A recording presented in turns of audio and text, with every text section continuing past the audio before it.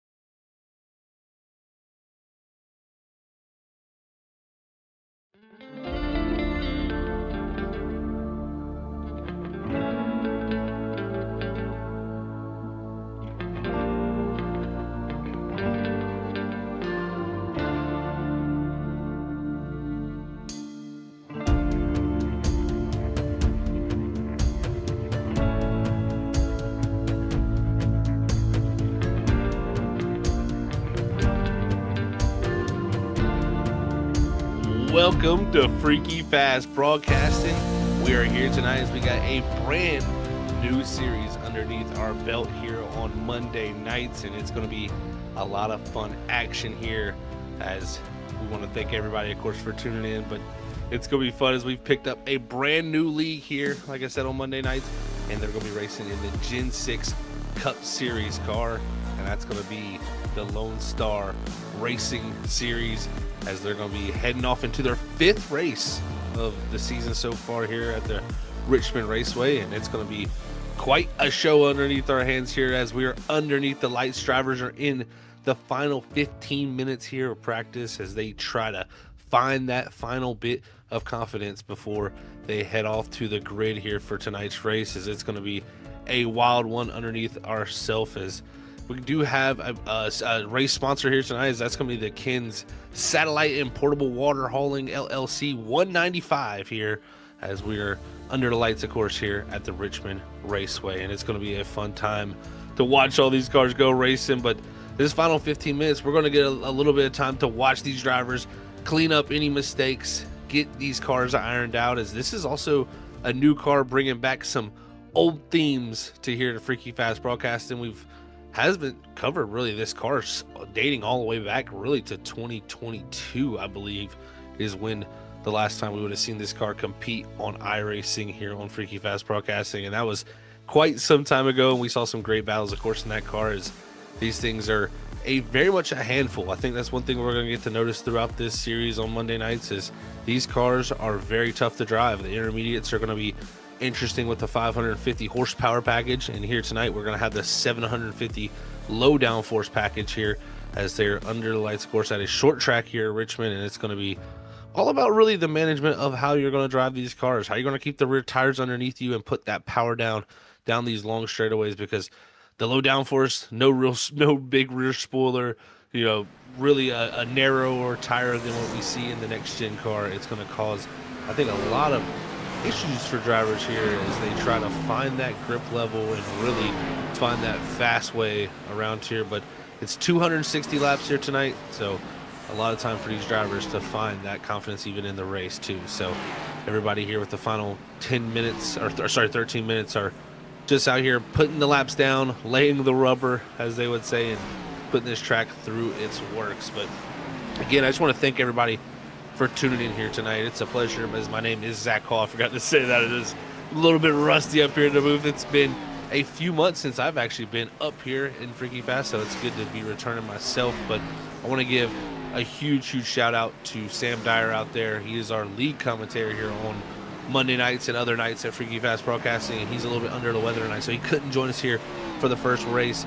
So we really want to give a huge shout out to Sam. Hope he starts feeling better, and we'll get him out here for these next few weeks, because it's going to be, I'm sure, a blast to have him here. But as always, though, we're going to have our producer, Robert Moyer Jr., up here, but he's going to be joining me a little bit for double duty here tonight. Robert, you got the toughest job of anybody. These drivers have a tough time under the wheel, but I will never give anybody more credit than this guy. You got to be working hard to be able to commentate a race and call it from the production booth. And want to welcome Robert Moyer, the owner of Freaky Fast and our producer here at Freaky Fast, up to the booth. All right. Well, thank you, Zach, for that kind introduction here. But yes, welcome everybody here to Freaky Fast Broadcasting, where it's going to be fun here tonight. First race here with Lonestar, like Zach said.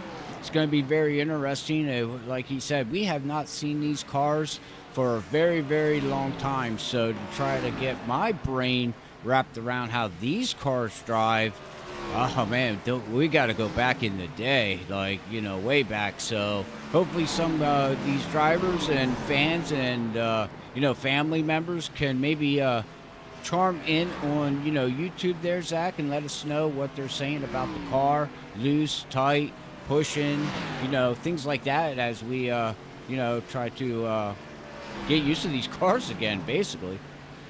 Yeah, it's going to be a learning curve for sure. I tell you, I'm super excited when I saw this come up as an opportunity for us, because these cars, man, they are really, bread and butter, the true old school kind of style of NASCAR racing, where, a little bit different, than what we see in the next gen era, where it's a little bit, a different style of racing. And it takes actually a different approach, in my opinion, in those cars, where this kind of alludes to like the trucks, the Xfinity cars, a little bit more the older truck arm mounts due to like the rear end skew, and it just makes the cars drive a little bit different than what we have nowadays. So it is going to be a fun time, I think, for us, and also for any of our fans that tune in from our other series that could be joining us here watching tonight. Thank you, of course, if you're for one of those other series or just a Freaky Fast viewer. And thank you also to everybody, like Robert said, all the new viewers here, all the family members watching out there from Lonestar Racing. This is going to be some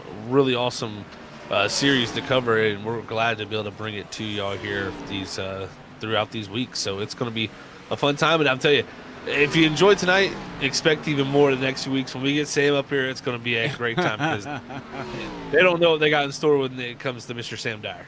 Well, that's true. I am no Sam Dyer, and I know, Zach, you're going to say it right away. You know Sam Dyer, but I'm telling you, Sam Dyer will bring the power and the energy, but like you said, let's hope that he feels better. But with that said, they still got, in warm-up here, they got 9 minutes. So let's bring up the standings here that we have here as we start race number 5 at Richmond. So we're just now getting into this here, but we can see, what these driver points looks like here, Zach. Yeah, this is awesome to see. I was, kind of looking for that information. It's good to see that it's right here in front of us. It looks like Colin Clary is the leader of points right now. It looks like with 2 wins in the first 4, but you also have Justin Johnson, but I believe he also told us in the chat here he won't be here tonight. He is, I believe, on vacation, so he's going to be missing tonight. And so our second place points, or technically our co-points leader, who I just noticed is tied with Colin there, he will be missing tonight. But we also have Austin there. He has got a win. He's 16 back. We also have Drew Blaze, who's looking good in this practice session right here. Top 4 in points. Caden Watts is. We kind of look through the list too. I mean, it's still early in the season, only 5th race, of course. So a lot of opportunities for drivers to go up and down this list as we get through these weeks. Oh, most definitely. Yeah, you look all the way down. This is just the top 30 as drivers come in and, start joining this league. The list is only going to get longer, but yeah, we're excited to be here. Justin, he's out there in YouTube chat. We do much appreciate it. But yeah, that's what the point standings are looking like here, ladies and gentlemen. So we'll get rid of that as we've got 8 minutes to go here. And we're going to bring up the schedule here that I have right now. And as you can see here, March 23rd here, we're at Richmond. And then we go to Chicago next week. And then we got Dover. We got Charlotte. Then we go some road racing there, Zach. And then then we go to, a 2-mile track there at Pocono. We got Kansas, Texas, Homestead. I'm sure these cars.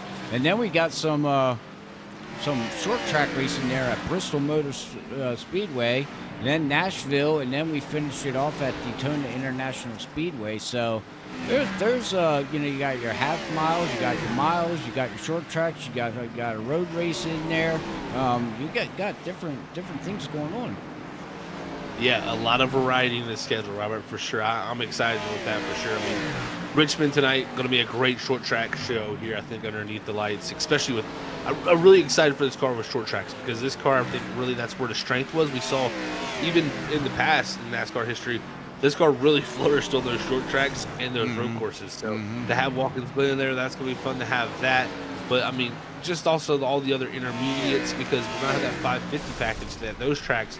And I'm going to tell you, that's going to be wild. That makes the racing very close, very much interesting battle throughout the field. So I'm going to be thoroughly excited to see how this season goes. And, of course, Daytona to close it out. I mean, what else could you ask for more, right? Yeah, if you come down to see how the points all shake out and everything, you could have like 4 guys racing there at Daytona for the championship. Woo, wouldn't that be it? Well, time will tell, and we will find out when that time comes. And June 22nd is going to be their last race here. So that is the schedule. Now, normally, ladies and gentlemen, we have pick'ems. Now, we're not going to do the pick'ems tonight because we don't know who to pick because we really don't know any of these drivers. So eventually here, as we start, learning some drivers, We'll throw up the pick'ems down on the bottom and pick who we think's gonna make the moves and things like that. But I also know too, as we have our pick'ems, they also too, Zach, have a hard charger award, I do believe. So the league's got some stuff too that they give out to drivers and everything. So it's pretty cool to see that kind of stuff. Hard charger, you don't hear that much anymore. I mean, that hard charger award that was back in the day. Yeah, for sure. And I mean, that's always a huge thing to do, to be the biggest driver that comes through that field, and really makes those moves. And, we're not having pick 'em, so to say. But I will say the one thing that we can kind of do is highlight a few of these guys in this practice session. I can tell you, the guy at the top of the board, Colin, I mean, he's tied with Justin Johnson coming here tonight in the points lead. Well, he leads this warm-up session at the top of the board. And not only does he lead it, but he leads it by quite a big margin, actually, here. 0.2 of a second. I mean, that is a great lap from Colin, and I've seen that he's had multiple laps within that range, too. So he is really got that figured out, so to say, when it comes to, the one-lap pace. We'll have to see how it works out in the race, of course. It's not all about that one-lap pace. You can be quick on one lap, and then it all fades away, of course, with these tires. But that is always a great sign to have a good little bit of pace there in that 7 machine. But also Drew Blaze, we saw he was top 4 in points there in 4th. He is going to be also there in 2nd place. And then also Austin Mees, he's in that 97. He was also a winner from Auto Club the first race of the season, so he's right in 3rd. So a lot of strong contenders. Mike Fahey's not too far behind. Tony DeLuca in the 16s right there. Jacob D. Booth, Alan Swan, Harold Crow. So a lot of guys really close on lap times, really from 2nd on back. It's just really Colin right now does have that big gap. But, again, like I said, it's really going to come down to that race pace when we get under green. And Richmond, you can see right there at the 24 of Nicholas Don Francesco, just loose off the exit of 4 there down into the grass. And that's a theme you're going to see a lot tonight here off of 4, putting that power down because this D-shaped oval, I think, is one thing that we're going to have to talk about a little bit too. Is that back straightaway very straight? So when you go down it, you got that wheel straight. It's easy to put the power down. When you come off of turn 4, you got a little bit more extra room because of that D-shaped oval, but also it bends all the way down to turn 1. So you got to have like a little bit of that wheel crank to the left as you go through that bend, and that right there with these 750 horsepower motors, low downforce, you're just trying to put the grip underneath you all the way through the start finish line. Yeah, that's going to be tough. I think that's what we're going to see all night here.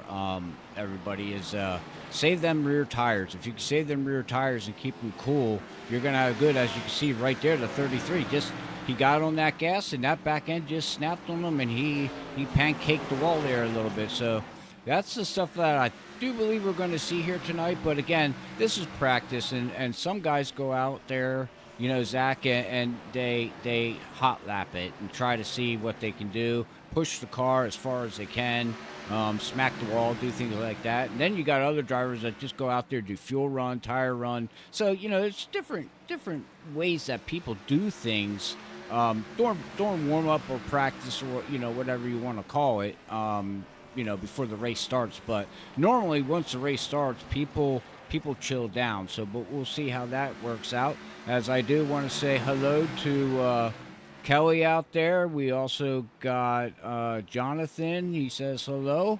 And we'd like to say welcome to Freaky Fast Broadcasting, and we do much appreciate everybody tuning in. If you don't mind, hit that subscribe button, hit that like button, and you can also share it to your friends, family, another Discord, Facebook, Twitter, X, whatever you want to call it, and help build the league out. We'll do the best that we can, but it's all about the fans out there. If they can help us out a little bit, we do much appreciate it. Always is very much appreciated for sure. Robert is watching that 33 Harold Crow right now go around this racetrack at the moment, putting down these laps with about 1:17 here to go. The interesting thing too, that's a little different from other leagues, Robert, there's going to be no qualifying session after this. The grid is already set coming into this session, so we're going to get to see how that is all going to work out and see who starts, of course, on pole, all that. And I think this is going to definitely make things interesting, so to say. So again, that's another reason why I think lap times shouldn't matter too much from this warm-up session, is because it's not like they're going into qualifying. You need to really be working on that racecraft at the moment. You can see all these guys kind of working different lines even. So yeah, with the final 40 seconds here clicking off the board, I think we're going to have a great time underneath our hands, and it's going to be fun to watch these drivers take it to the racetrack with 26 cars out here too. So we got a great little group. Yeah, and I'm just excited for this whole thing. I'm nervous. I've been stressful today at work and everything, but at the same time, seeing these old cars makes me feel younger, and I love it because when I first started iRacing, this is basically what I came into. These cars, remember back in the day, this is what we ran and this is what we raced, and I did not like the cars. I just put it to you that way. Zach can tell you, I was not a fan. They were like driving on ice back then, for sure. Amen. It was definitely tough, and these guys are gonna have a handful here tonight as the warm-up does come to a close. The timer clicks away, Robert, and here we go. We get ready to see how this grid is going to unfold. So yeah, we're going in blind. Yeah, this is interesting. I like it. Something different for sure here. As looks like our grid will be given to us now as they set that all up. We'll see, I guess, if we can get that pulled up. I don't know if it's going to glitch anything with ATVO with it. I have no clue. So we'll see how this goes. Yeah, we've never had to do this before, so bear with us, ladies.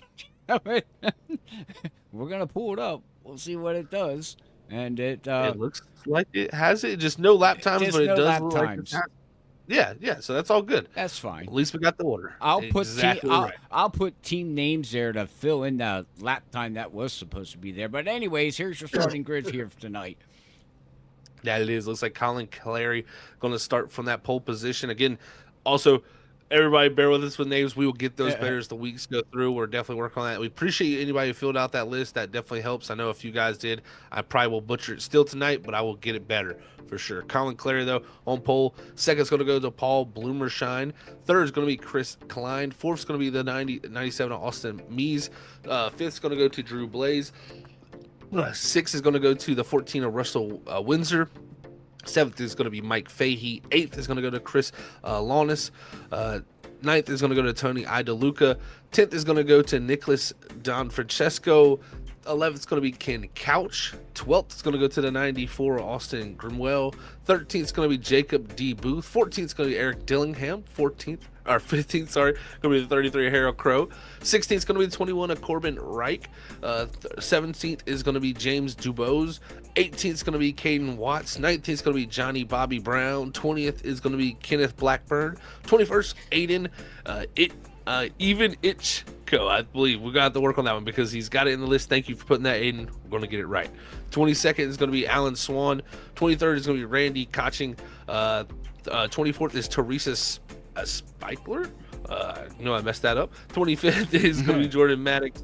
And rounding out our 26th driver on the field is the 707 of David Collins. Robert, that's our 26 cars here. It looks like most of them, everybody's took in the grid, and here we're rolling off.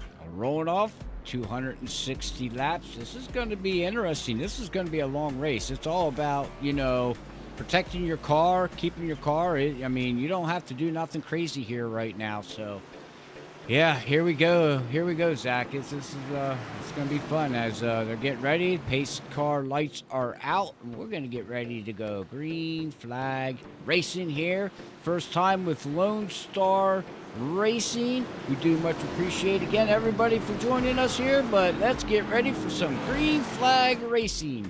Oh wait, okay, we're gonna green flag next time by yeehaw. Okay, I'm a rookie.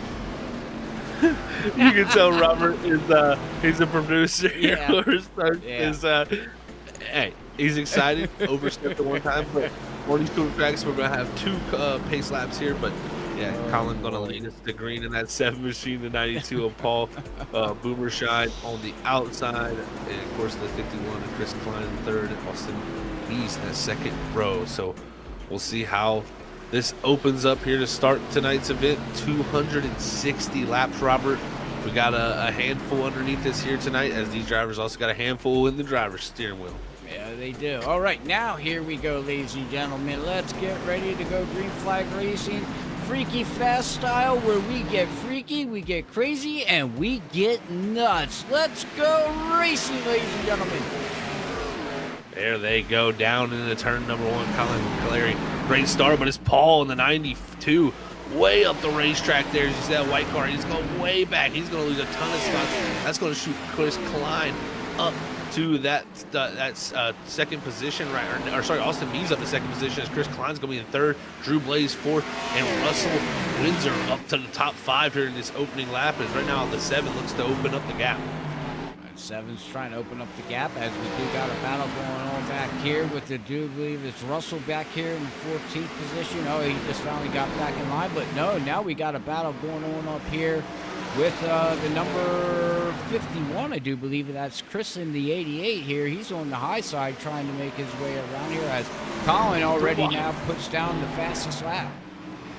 Yeah, Colin flying up front, but it's going to be Drew Blaze. They're making the pass up to third in the 88 machine. He's past the 51. Now the 20 of Mike Fahey. He's trying to find the low side here, maybe get the grip to the inside of the 51, but he's got to think about it another time as Blaze does complete the pass up to third, Klein back to fourth, Fahey up to fifth, and Windsor in the 6th spot. Yeah, he falls back here in the 6th, 24 Nicholas, and he's going to be back here in 7th position as we are still getting, everybody's trying to get single file. I do believe they're trying to, rest into the race here and not push the car and anything, but we still got a battle going up here with the, I do apologize, Eric here. I'm trying to find names and keep up with everything here, as it looks like he's running the high side, and he's just taking it easy here right now, Zach. Aiden there making the pass in the 49 on the 89 of Eric Dillingham right there. But, this could be very well a conservation strategy for sure right now for these drivers. But looks like a few other ahead. Looks like Austin Orwell. He's losing a little bit of pace here too. Is now Dillingham going to come up to the back bumper of him, have to look to the inside with the 48. Also Randy Koching going to go by. That's the pass for 12th right here as we're on board with that 89. And a great job to the bottom there. Close action, but great pass on the 94. Move the 89 up to 13. Yeah, and that's the other thing too. We're going to talk about too is going to be their brakes. Brake adjustments. If the car is tight, loose, whatever it would be there, Zach, as you're going into the turn, you can adjust these brakes. So it's much different than what we have today. Oh, no doubt. Yeah, you definitely want to play with the brakes a lot in this race car too to make it work around this racetrack, especially at a track like Richmond where braking is majority where you make your pace up. Is now we're going to hop on board here with the 89 machine, and you're going to take a lap around the virtual Richmond Raceway. A little tight there on the exit, the nose pushing out towards that wall. Eric having to lift off that gas just a tiny bit to not make sure he makes contact, but did a great job, and good exit off of 4 there, putting the power down nicely as he heads down back here down to 1. You can see that gear revving out all the way down there into turn 1 as they carry that speed as these race cars try to build as much of a gap as possible. As we talked about our leader, Colin Clary, he was up front, really turning some great lap times there to open the race up. But I got to give Austin Mees, our winner from Auto Club, the first race of the season. He is right there behind him, 3/10 back. Also, Drew Blaze a little bit under threat from the 20 of Mike Fahey. So our top 4 kind of having some battles here. Is looks like the 97 maybe going to look to get the 7 a run for his money here as he's trying to find that cleaner air as he works up the groove. Yeah, he's slowly working them up and slowly getting there. We'll see what he can do here as he's starting. Looks like he's running a kind of similar line there through 1 and 2. We'll see what he does here in 3 and 4 here, Zach. And yeah, he's running about the same line. Oh, as we have Drew just dive bombing into the corner, and the 45 is going to try to get by him, but he's still going to hold that position. But man, he went into turn 3 there a little bit not the way he should. Yellow on the track. Oh, we have a yellow. I believe that's the 49. Aiden has gone around off of turn 4. And I think this is going to be a common syndrome we're going to see a lot, as this is even Ichco in the 49. So that was a unfortunate slide off of turn 4. We're going to get this replay here for everybody to see what brought out our first yellow of the night here on lap number 11. You see the 49 at Aiden. Ivan Ichko is he's going to come off the corner here and lose the rear, and you can just see that little slide. And the 48 did a great job to miss that. Everybody else in the back doing a great job. No harm, no foul. We're just going to have a little bit of a yellow flag here and get everybody racked back up. It'd just be interesting also to see, Robert, what do these guys do here when it comes to strategy? You see how close that was. Yeah, for the 48. That was so close. Let's see if I can try to get a better shot here for everybody. Haven't used these cameras forever, so give me a second. I'm trying to learn. I don't even know where it went. Yeah, we haven't used these. I haven't touched this car in forever here in iRacing, so I do apologize. I'll have to work on it. But here, oh Jesus! Wow, that's close here, Zach. Yeah, that was real close. And another thing, this is yikes! Oh, you can see how close that was. That was wild. Just you know, it's been a long time since I've been in a broadcast when, trying to learn the new UI with some of the broadcasting stuff I did. But this is one thing, Robert, I didn't even realize, and this is on me, guys. I should realize these are open setups. So like everybody here has a set, their own built setup, and then also we have 5 tire sets here tonight. So they're gonna have 1 already on the car there, so 4 in the pit. So I'm not surprised to see a lot of people not taking any risks to come down there and really, waste this set of tires here early. I think everybody knows, hey, you save those tires. Also, you got to think about incident counts.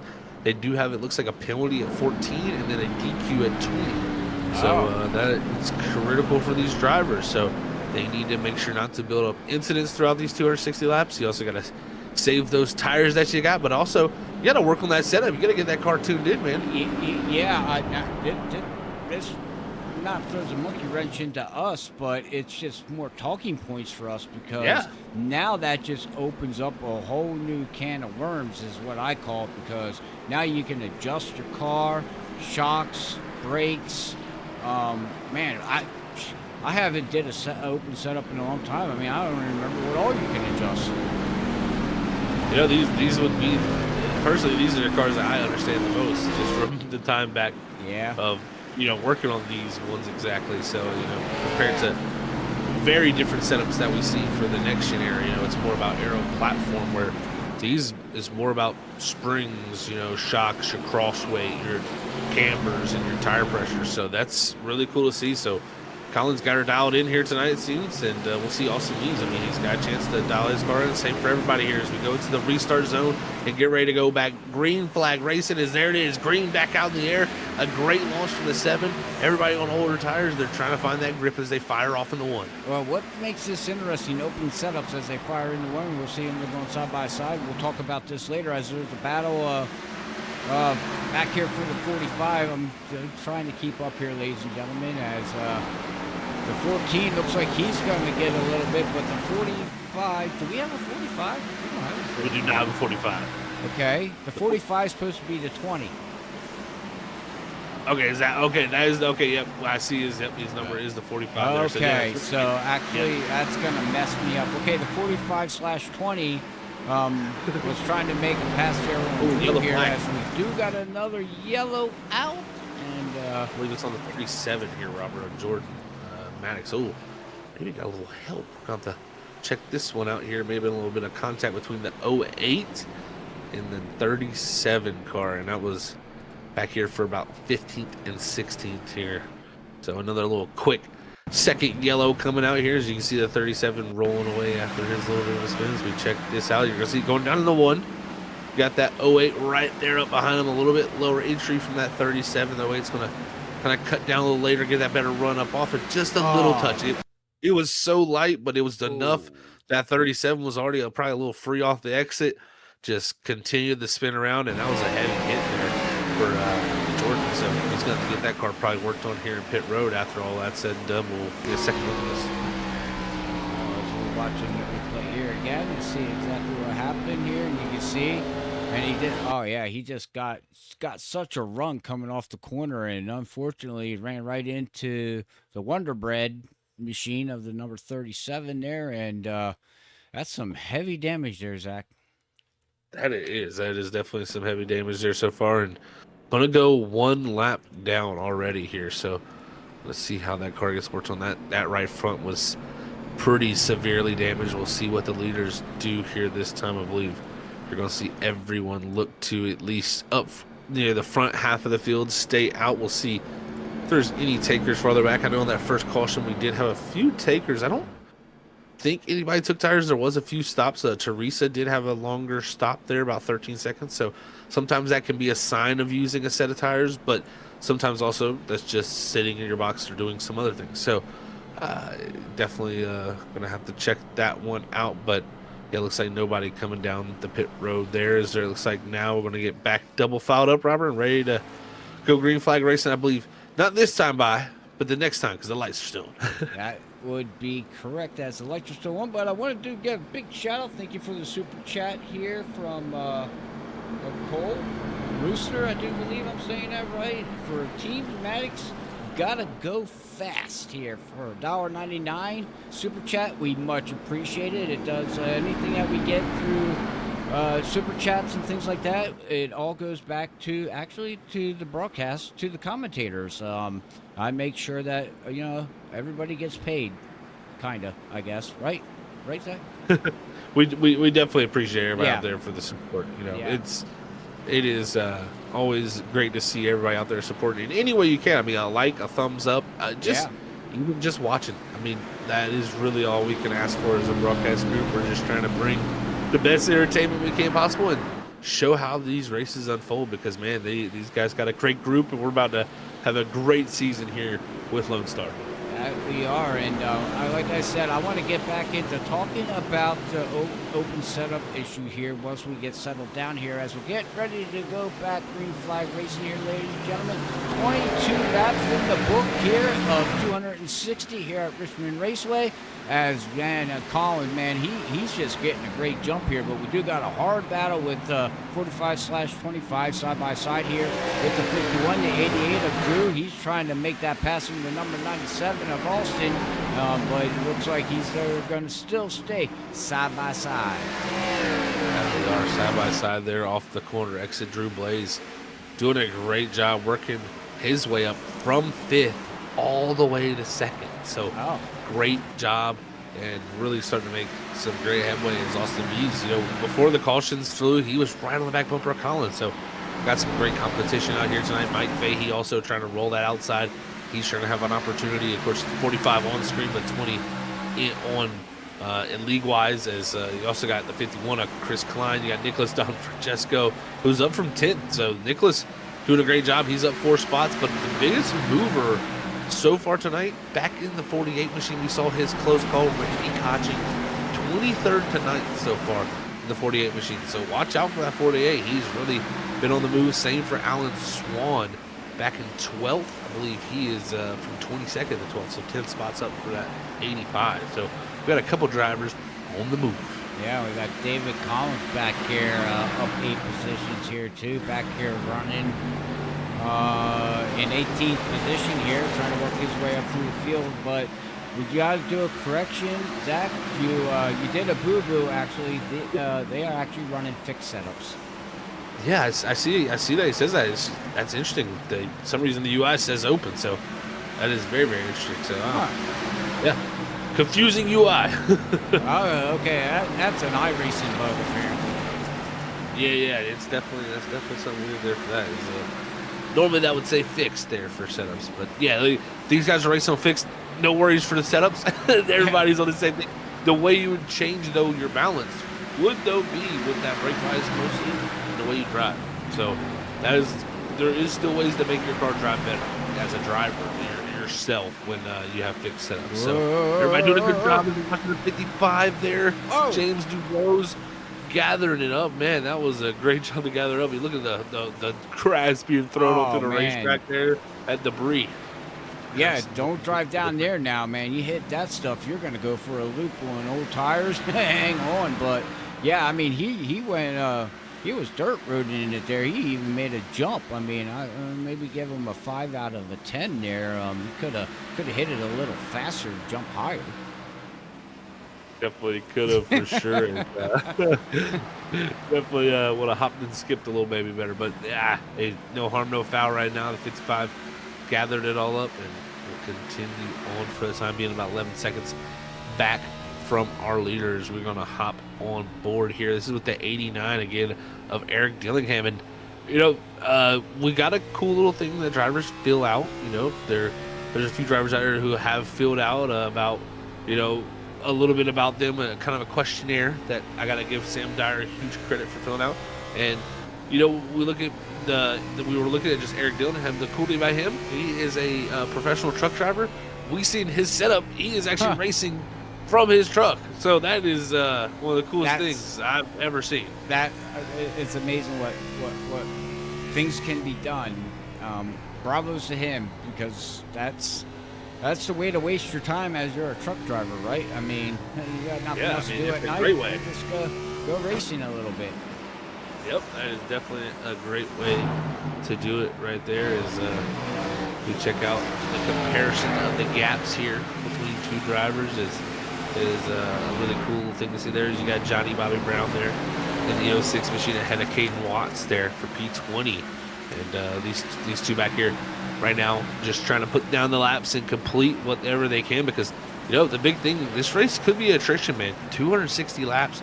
Just because you're running in 20th right now, you could very well make a top 10 day out of this. You never know. Yeah. Could be in a winning position. We've seen drivers do it before, so it is not out of the question. And these drivers right now back here trying to find the grip. One thing I've noticed, a lot of drivers starting to move a little bit around here on the racetrack, try to find a little bit of grip. Different lines you can see right there between, I believe that was the 21, Corbin and the 19 of Jacob DeBooth. Man, Jacob right there able to make a quick, swift pass to the inside as the 21 starting to lose a little bit of grip here as he starts to run that wall. What he can do here, hopefully he doesn't leave too much grip. And also, everybody out there that's watching, if you don't mind, like I said, this is all new to us with these cars. If the audio is too loud over us, please let me know so I can adjust it to get it right. Because again, we don't. I don't have audio set for these cars. Yeah, definitely each car has a different sound profile that we broadcast. And Sometimes other cars can be a little louder, and these things were definitely powerful engines. So they definitely had some loud tones to them. But right now we look to the 24, Nicholas. Right now running in the 6th spot directly behind the 51 of Chris Klein. He's doing a great job right now just managing that spot, as I believe they're right ahead of this head of the 16 of Tony Idaluca. So that is going to be great running. And really right now our top 7, 3 seconds separates them. Yeah. 39 laps into this race. So very much a close battle, and I'm telling you, I'm starting to see a few drivers find some lap time, find a little bit better grip here as this run continues on. Drew Blaze right now actually in the 2nd spot. He's about a 10th quicker than our leader Collins. So the 88 starting to find a little bit of speed here. Can that continue to march forward? Right there, that time was only a couple hundredths faster, but as you see the weather temperature there, air temperature of 67 and the track temp is 76. See also a little bit of wind there, about 5 to 6 mile an hour south. That is going to change throughout the night a little bit here, but we'll see. Can the 88 continue to make the charge here up to the leader? Yeah, and I don't think the track temperature is going to go down anymore. The more laps you put on it, you get the rubber build up, you get the heat build up. So I think track temperature is going to stay the same. Air temperature shouldn't move, but in sim time, we're at 10:40 p.m. So this race is going to end probably around close to midnight here, Zach. That it very much will. Yeah, we'll have to see how that all works out. But right now, ACVO is guessing about another hour and 21 minutes of a race. So we'll see if they can put laps in that quickly. But you never know here at Richmond.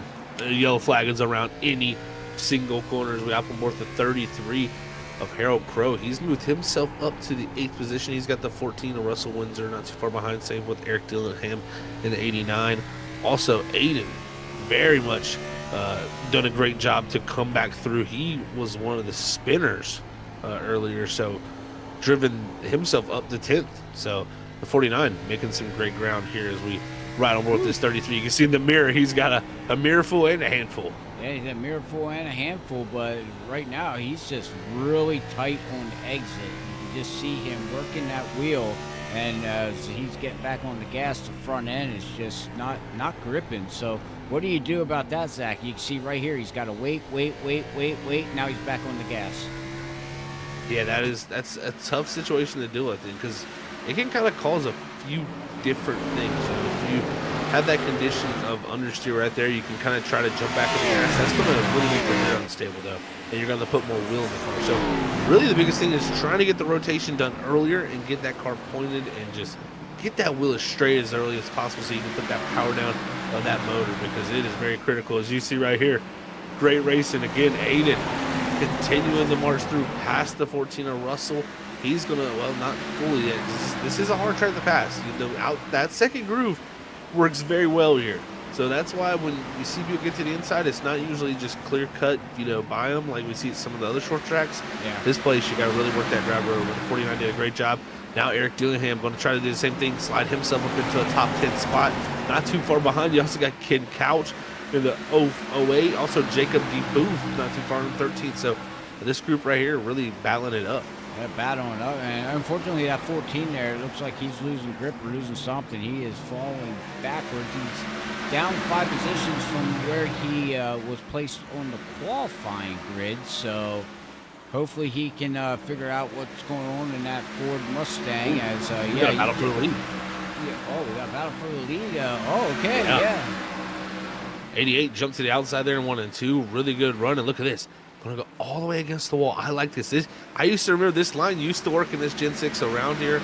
And look at that great power down the front straightaway. He's going to clear the 7 of Colin. And our pole setter for the first time tonight going to be outside the first position. He's going to slide back here to 2nd. And Drew Blaze, what a job by him. 4th place in points coming in here tonight. Looking for that first win of the season. This could be his opportunity. But tell you what, I said that. He got it done. The 7 fought back, but I think here now, finally, the 88 fully clear. That's going to let the 7 by. We'll see if he covers off that bottom, but it looks like, again, still electing to run the outer groove. Yeah. Just to find a little bit of pace. So that's a good job. But they're wrecking farther behind. Look, that's the 97, the 3rd, 4th, 5th. all involved in this wreck down the back straightaway. Huge one involving the 97 and the 24, I believe. Oh, yeah. Or sorry, not the 24, 97 and I believe the 20. Yeah, 20, the 97. Oh, it was actually with the lapper, I believe. Yeah, it was the 155 and the 97 came together as they were getting past the lapper of Kenneth Blackburn. We're going to check that one out there, as that was wild scenes here. The blue looking at Faye here in the 45. You can see up ahead of him. That's the 97. Got the 155 up against the wall there. The 97 passes by, but the 155 just kind of comes down the racetrack, collects the 97, collects the 45, who is also the 20, and that is going to be your third and fourth place cars. Just completely destroyed here. You know, Blackburn up the racetrack here. I don't know, just made a little mistake. You can see kind of wanders down the track there, down the front straightaway. When it comes to this outside here, going to be rolling that top, and you're going to see the 97 here looking by on the inside just to get by, and the 155 just coming down the track a little bit farther, I think, than he wanted to, and down into that 97, down into the 20, bouncing him into the head first into the wall, and that right there, huge damage for those two lead lap cars and one involved in a lap car. Yeah, I'm wondering if it looked like a little bit neck code there, Zach, from what I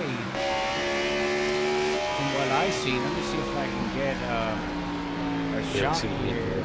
But it did look like possibly neck code. Like, watch right there. See that right there? He never even touched them, and the car just went.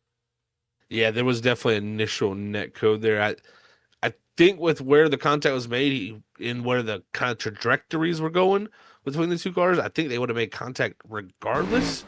Right. But the net code definitely didn't help. It made the hit a lot harder, made everything a lot more abrupt, so to say. So, yeah, that was very wild. And then also from all of that playing out too, Robert, we had a lot of strategy play out here.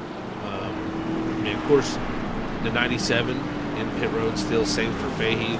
Fahey's 3 laps down already. Mees is 1 lap down, so it's not looking good for the 97 and the 20 car who are running in that 3rd and 4th spot. But our top 5 here all stayed out. So the 19, the 24, the 51, the 7, and the 80 and 8 all stayed out here.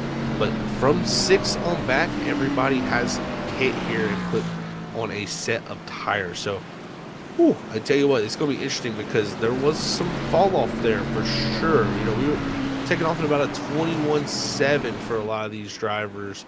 Right there before that yellow flag flew, we were down to a 22.6 and 22.8. So about a second lap difference around a short track like this, Robert. It's going to get wild on this restart from 6 on back here with the 16. Yeah, I was just ready to say we're going to watch right here. I'm going to number 16 here right now, and we'll see what they can do. They got to just be careful, fresh tires, and they got don't. You're gonna feel faster. You're gonna feel like a hero, but at the same time, you got to save those tires. We got a 3-way battle going on in the back there with the 8 and 9. I do believe with Russell. Yeah, that was wild action there into turn 1 there on the restart. It was some 3 wide action from cars. But you can see the speed difference from a few of these cars. They able to carry a lot of speed in that center of the corner.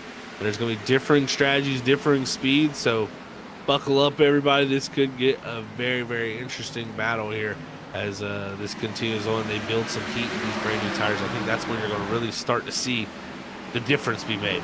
Yeah, it takes about 3 to 5 laps here to get these tires warmed up. But that's 16 right now. He is moving fast. He's moving up really fast. He's getting ready to chase down and chomp Collins there in that number 77 and see if he can catch up to Drew.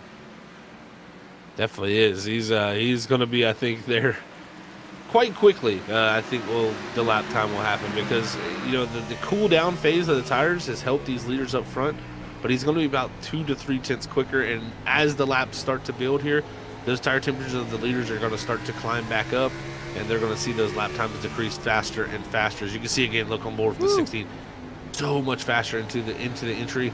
He backed the center up. I like that, so he wasn't like too aggressive there with it. And now going to be able to look to the inside of the 7 here into 1, and this should be for the 2nd spot. don't look too far behind. The 49, who was on a move earlier, also Aiden, he is up to 4th, and he's on brand new tires right behind the 16. So he's going to be looking to move his way towards the front, and definitely a driver to watch out for. Even Ichko is, very, very, very quick right here. See what these guys can do here as going around, and I do believe here in the next couple laps here we're going to have Tony here. He's got in that 16. I do like the number, anyways. That's my number. Going to take the lead now. I wish I could do something like that. Definitely, definitely love that. Is there the 16 is going to charge up to later and see what Aiden can do too. Here is these two are going to want to get to that lead, but it's going to be interesting to see which driver is able to bounce first. As looks like the 16 will be able to. I tell you what, Drew Blaze, the way he's fired off on these old tires is super impressive. It just really shows he had some really strong tire wear, and that is only going to make that 88 a very formidable foe as this race goes on. And if we get back on an even set of tires, that's the thing. If this race was to stretch out here, it could be very, very interesting for those folks. That too, we'll see, because they didn't take a set of tires here, so. These guys that did take a set of tires, do you think that was a good call, Zach? Do you think that was too early, or do you think they should have waited? I kind of like it, with 4 sets in the pits, they got 50 laps into the race, so that means you're pretty much 1/5 of the race through. So go ahead, take that first set of tires off, and put on the next set. So, personally, it was as early. It was as early as I possibly would have wanted to be. And I think for them, it hasn't been out too bad. If it stays green for a while here, it's going to stretch out a good bit for those drivers on the new tires. You can see some of the drivers that stayed out here, like Chris Klein, who was in the top 5 spot. He's fall back here to 13th. He's got the likes of the 707 of David Collins, the 92 of Paul Boomershine, who started second right up here. And I'll tell you what, he's been wrecking him, man. Oh, that's a 33 around in the 48 also. Oh, no. Oh, and then a car's going to come through there late. Big hit on the back straightaway. 33 just took tires, too. He was just riding there. Let's see if we can get a replay here, Zach, on the 33 here. Ooh. Let's see. I believe it was some contact from the 89, Eric Dillingham, actually. What you're going to see here is the 33 and the 48 caught together, but here's Dillingham. Here's the 33 Harold Crow on the outside. And, little contact in the 3 with them on this lap. Then down here off the exit of 2, I believe is where you're going to see the issue. You can see there a little slide for Dillingham. 33 is going to cut low here off the exit of 4. Now down in the 1 and 2, they're going to also race each other here for position. And I believe you're going to see the 89. He's just going to get really, really loose here off this exit corner. Just can't catch it and is down into that right rear quarter panel of that 33. And this is going to be a big, big hit. Yeah, you can see it here right now. I do got it on slow. You can see all this thing just snapped out on him. 33 into the wall. 48 nowhere to go. 7 just made it by. And then we're still going to have cars wrecking here as he's getting slid. I believe the 30 is who we're going to look here. As we can see. Right. Oh, here he comes. Oh, he was trying to get out of the way. Yeah, big hit there for the 30. Caden Watts coming through into the 33 there, and damage piling up for the drivers on the back straightaway there, the Richmond Raceway. Yeah, we'll ride along here with the 30 here. You can see he's going down the front stretch here, going down into the turn number 1 here, and just ride his race here. And eventually, we're going to see these cars fit together here. I think I went back just a little bit too far. No, I did not. Right here, he's like, okay, I see it. I'm off the gas. Oh, no, there's a 33. And hello, wall. Just like that, your night can pretty much be over. I mean, right now, Caden Watt's still in pit road. 2 laps down. Harold Crow, same for him in pit road, 2 laps down. Just heavy, heavy damage for a lot of these drivers. Is we did not see those drivers come down again. So we're still seeing actually the only driver who is not pit, that's going to be the 88 Drew Blaze. He's the only one that is feeling, willing to risk it. Right now, you got Colin Clary, our pole setter, back in 12th position. Yeah. Brand of good years. Same for Jacob D. Booth and Nicholas Don Francesco. So pretty much from that 13th position on back, you're going to have some fresh tires, and we'll see how the difference is. I mean, it's only, a little difference here compared to what we had before, but Drew Blaze, I mean, man, he did have great pacing on those little tires. So we'll see how he can fire back off on these here and get going. You can see he's really working them in to try to get going. Yeah, I think his goal here is we're getting ready to go back green flag racing here, ladies and gentlemen. Let's get racing here as, we are bumping, tapping, and hitting, and here we go, green flag racing, and we'll see what that 88 can do now on them old tires. But, go back here and watch 2x2x2 as right now the 49 says, I am going to take the lead. That it is. Aiden Even Ichko out front and trying to pull away. I mean, 16-year-old from California trying to do a disappearing act, but just has that 16 of Tony DeLuca right behind him. But the battles are just endearing on back here. The driver's side was the 14 into Colin Carey, who's going to go around the 7, is going to collect some damage. Oh no, and that shows you the risk of putting yourself in the back here with a brand new set of tires off strategy. You can see the risk, and man, it comes back to hurt him there as we're going to get another yellow flag here to come out here in the first 100 laps of this event. Yeah, and again, it's the tires are just getting loose on the exit. You get back on that gas too fast, like we've been saying all night. And there he goes around, and the 7 up over the 19, runs him over. And somebody, who was that creamed the wall? 707? I believe so. I believe that was the 707 of David Collins. So, yeah, that was heavy moments here at Richmond as everybody's trying to find their footing. But they say cautions breed cautions. They continue to rack people up, put them side by side with each other. You got different strategies, different tire sets. It's just a recipe for disaster, Robert.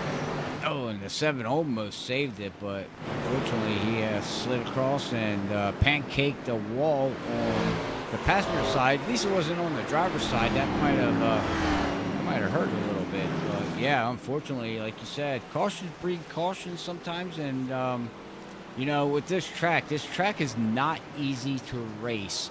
We've been seeing it here. I think they've been doing a pretty decent job here. As I did have the race report up as we are on the green, and now bring that up. We have so far right now 5 cautions for 18 laps, 3 lead changes. The number of leaders at the start-finish line is number 4, and we have 54 green flag laps run. So it's that number is better than 19. So take it as it is. But we are on lap 74 of 260 here again. Whew, man, bring back the old days, Zach. Bring back the old days. Definitely. So I am jealous of these drivers with the cars they're driving. I bet you one thing here. I bet you've seen this and what cars are racing. You're like, well, crap. I would have loved to race these things. I know these things look awesome. Yeah, these things. They are personally right in my wheelhouse of what I feel like they should drive like, and the intermediate package is interesting. I will say the intermediate package is interesting. The lower horsepower, but it produces some good racing. So I'm completely okay with it. And I think in iRacing it races even better than what it races in real life. So that was always a plus. I think in real life you got to see the worst of that 550 package. In iRacing, seems like you always could have that little bit of separation in that great racing that iRacing is known for. So I'm really excited. Even next, when we go to Chicagoland, I think these cars are going to race excellent there. I just remember racing them there, and they were so much fun. So it is going to be a blast of a season. And right now, we're having a great race so far. 74 laps in, about to be starting lap 75 as we're getting ready to go back green flag racing, led by Ivan Ichko as he's off in a way as Aiden Great launch there from the 49, and Drew Blaze able to jump up in the second on those old tires, still staying out, doing a great job in that 88 on 76 lap old tires. Yeah, that's. I wonder what his strategy is for Drew here. I know I see in Discord people talking about, Drew and everything, but this is interesting. How long do you stay out? I mean, right now, he's running a whole different line that I see anybody else running. He's keeping that car high, and I don't know if this applies to these cars, but I would imagine it does. Running the high line, you should burn off more tires. I mean, you go faster, but you're going to burn more tires off, correct? It really depends, on the balance of the race car, how it fits on, the weight transfer. It really does depend. I will say it's been a while since I've ran a Richmond race here with these cars specifically, but I will say that line worked.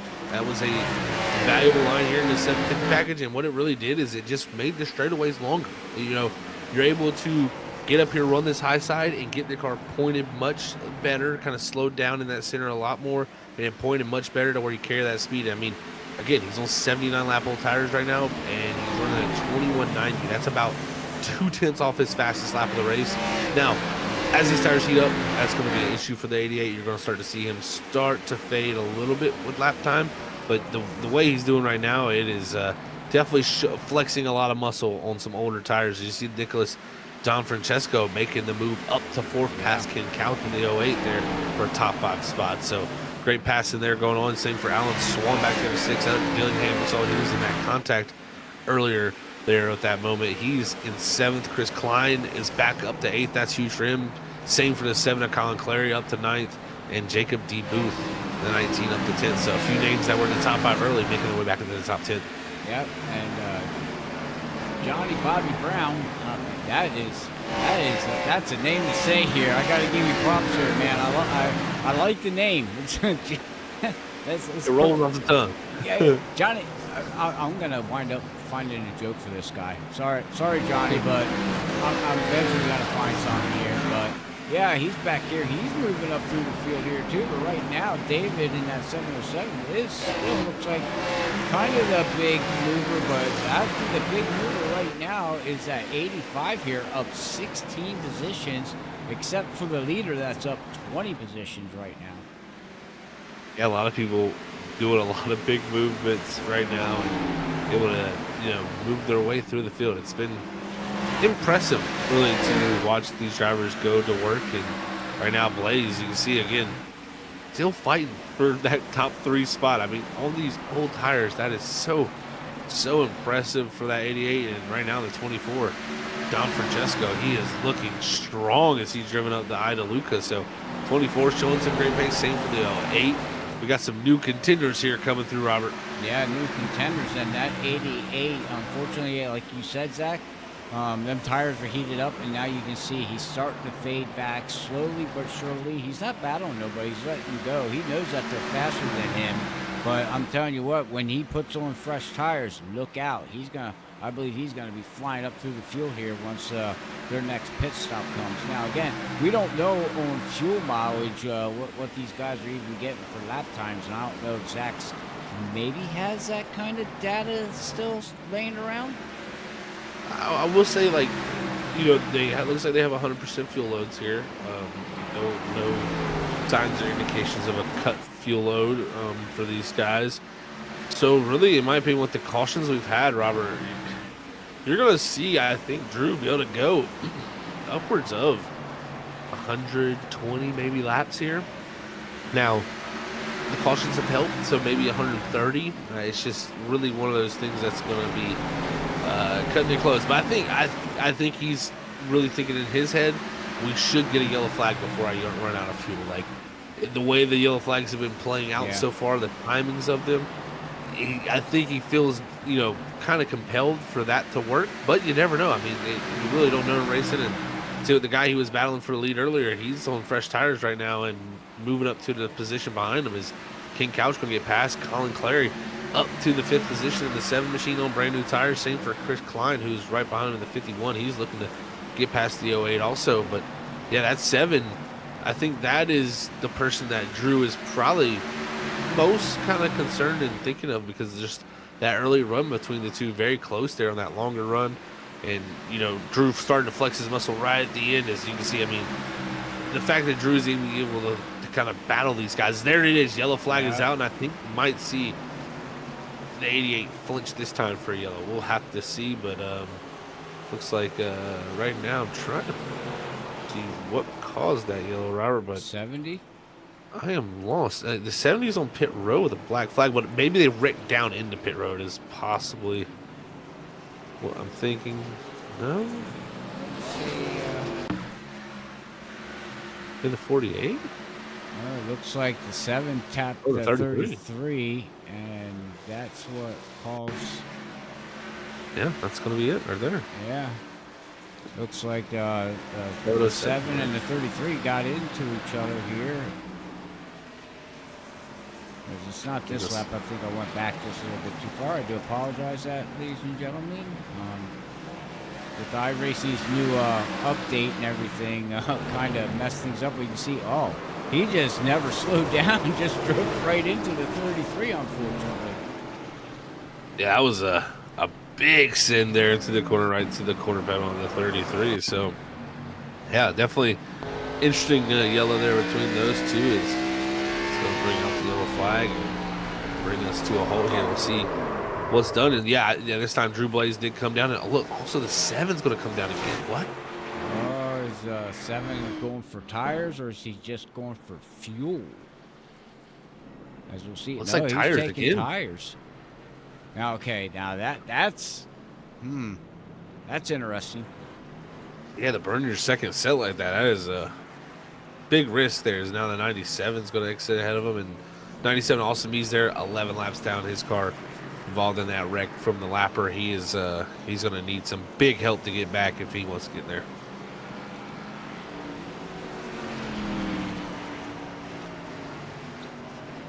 Definitely. I'm sorry. I'm just reading chat here, Zach.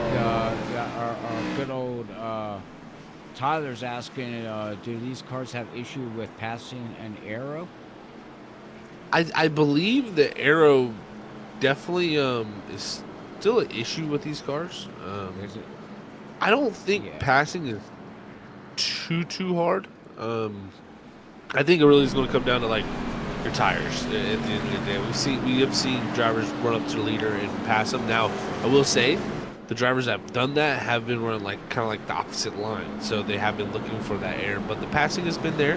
I think the one thing that's also been interesting, Robert, is we had the one longer run of this race. There was actually a good bit of rubber that laid down during that run on the corners, and really laid down.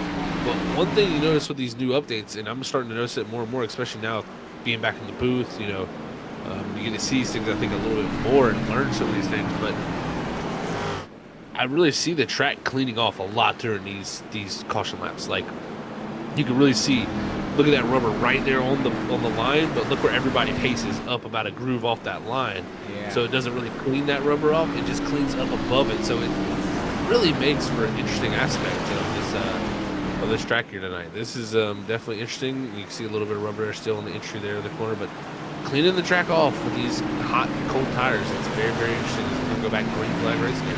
Yeah, very interesting. You just took the words out of my mouth, because my question on that is that you build up all that rubber and then you got it on your tires. It's hot. That's not a good thing. You got to get those tires cleaned off. That is a huge thing with these newer updates, is kind of the cleaning of the surface of the tire. Actually, now before when we paced, we really never thought about, hey, I'm going to pick up rubber off this track and put it all over my tire. We always were just kind of like do whatever under pacing, just put the tires as much as you can under the pace lap. And now you got other things to think about. So it's definitely interesting. Do you want to run more of the clean part of the track, but also the clean part of the track is going to have more of the marble, so you're going to pick up more like the marbly rubber. So look at this. Look at the new rubber there from the 7 all over the back bumper. Oh, the 06 of Johnny Bobby Brown goes around, and just like that, we talked about the speed the 7 had there. And oh no! Don't throw all the grass on the track. Definitely a little bit of grass throw in there. The chick that I'm a little bit closer. but I don't even know if the 7 actually made contact. Yeah. Yeah, actually, 7 never made contact. Just, well, did make contact, sorry. Well, did make contact, but I will say the 06 was already starting to break loose. He just kind of finished them off, as they would say. He helped push the looseness around. Let's see a replay of this here, Zach, as we're This will be a watching good the view. 7 here. See, this view will give you a good look at it. So you can see, look at the speed the 07 carries right through the center, and then right there's 06 is loose, and boom. And it gives him Just not that little much. bit of, yeah, it's just not much, but that loss of speed from getting loose, just the 7 just couldn't judge it in time, and unfortunately, he's gonna collect that 06. But luckily, no damage from really anybody. No, it was just kind of slide down into the grass, and one of those yellows is. We do have a few takers on pit road this time, but looks like for the majority, most people staying out for the time being. Now, I want to see now with now that we're under yellow, we did see the 88 of Drew come down pit road, take fresh set of tires. So he's back here now in 11th position with the 7 that took another set of tires and kind of wasted a set. We do believe that's what we think, but we'll see how that all plays out. But yeah, they're back in 10th and 11th. So right now, they were the two basically the fastest cars on track, and then you also had a couple other front runners up there, Zach, that look like they're down in, where did the leader go? Who? The leader that was leading the race before the yellow. Wasn't Drew Blaze? Oh, he's still leading. Sorry, the 49. Oh, yeah, Sorry. Aiden? Yeah, okay. I thought Yeah. he pitted, but he didn't. My bad. Yeah, Aiden even Etchko, he's leading the way, and he's done a good job right now. Nicholas Don Francesco, though, does have about 15 lap fresher tires right behind him in second. Same for Chris Klein in fourth. Tony Idaluca on the same tires as the 49 in third. Same for Ken Couch. And then you got to look back all the way there, like we were talking about with Colin Clary and Drew Brees in 10th and 11th on the new freshest set of tires. So this is definitely a mixed bag when it comes to strategies. And I think you're going to see a mixed bag of pace here from a lot of these drivers if we get some green flag laps underneath our belt here. Yeah, I think we should see some green flag racing here very shortly. But like I said, I've been keeping an eye too on that rubber.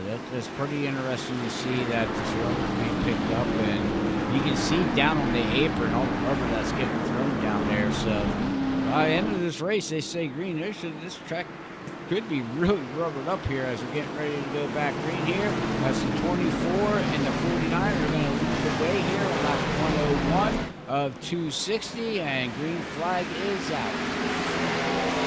There it is, green flag back out and away as the 49 leads us down into turn 1. Great start from the 16 of Idaluca. He's able to slide up into second here, but the 24 going to work on the top side, carry the speed down the back straight with the 24. It's going to clear that 16 up to second, and now Chris Klein in fourth going to look for the positioning on the 16 of Tony DeLuca. 51 there trying to look on the 16. The 16 was fast, but we'll see how he can handle. He's got 51 laps on his tires right now in this run, and then you also got the 49 laps on his tires. And then we also got Allen back there in the 85. He's 51 laps on his tires. So as we see the 7 working his way up through, and Drew's not made up too much. Really didn't make up any ground here, Zach. He's still back. Well, he made up like 1 or 2 positions, but he's back here in 9th. I thought he would be up farther, but we'll see what he can do here very shortly. As look back here at the number 3 machine of Chris. We got some other drivers to talk about that we haven't talked about here. The 94, we do know what happened to him. No, it wasn't the 94. I do apologize. That was the 97. But Austin here, we got the 55. We've seen him go driving through the grass here. We got it was a 7 of Teresa. Yeah, Teresa.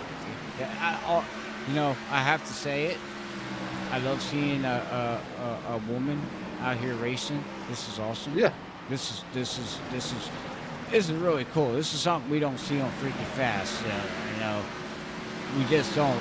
Out of 9 out of 10, it's guys racing. But good for her. She's having a good run. She's one lap down, but she is in P20, and she's still plugging away there in that number 70 machine. Yeah, definitely. Still plugging away and trying to see where she can position herself. But we'll see how well tonight plays out. Up front, the battle is heating up. Robert, 49 to Aiden, 24 Nicholas looks to the inside. He's going to try to find the grip, find the clean air on the bottom, and the run off of 2.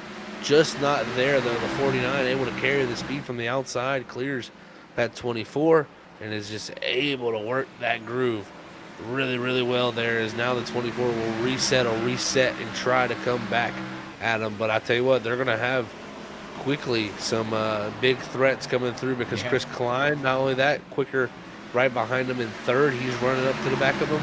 But you also have the likes of 7 of Colin Clary.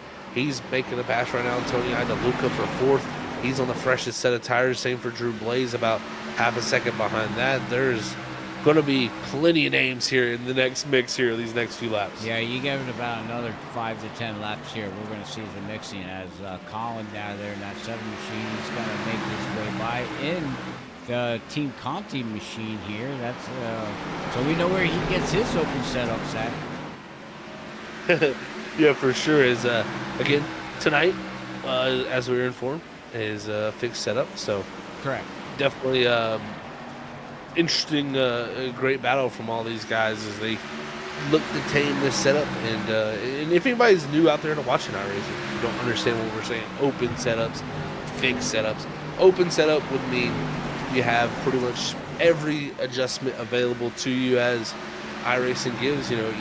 Each of these cars shown iRacing, they have chassis adjustments, and so intricate. It is, if you don't partake in it, you really probably wouldn't even understand how intricate some of these setups are with these cars. So it is definitely crazy. But here tonight, everybody on a fixed setup, as we call it. That means everybody in the field underneath the same setup. Every car is exactly the same. The only thing you can change as a driver is 3 adjustments. You got your steering offset, your steering ratio, and your brake bias. And those are just really preferential things. The brake bias will adjust the balance the most, but the other things just really preference. And what you like there is the 7 going to make the pass there for 3rd. Move Colin up the 3rd, and he's going to be a threat right now as he's coming up to the back bumper of the 24 and the 49. And this is definitely going to be dire moments for the leaders up front as they see the early leader of this race look to close in. Yeah, that, if you're the 24, you got to say, if you want to lead, get a lap led. I think right now is the time to do it. Don't sit around and wait anymore because that 7 is on his way. And also, Drew, his family made him up to 6, and he's slowly catching all these guys up in the front here. So we're going to have the 2 fastest cars as of right now here, starting to run these guys down. Definitely they're going to start to run them down, as so to say, is Blaze. I think really he kind of lets the tires come into their own, Robert. He doesn't really push the ordeal, kind of really lets them come in freely, and I think that really helps him as the run goes on. We'll see if that is a benefit again this time if we get a longer run.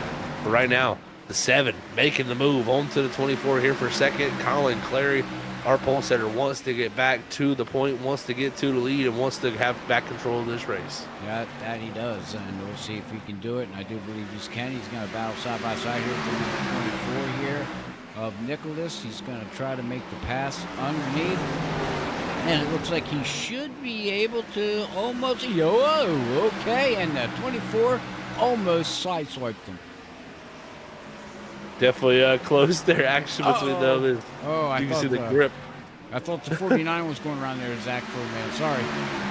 The grip is fading away, I think, from a lot of these guys. They're trying their hardest to fight these fresher tires, and it kind of puts in your head that you got to drive harder. But Aiden's done a great job. Got to give this young driver credit, and really able to position his car well right now as Colin Clary.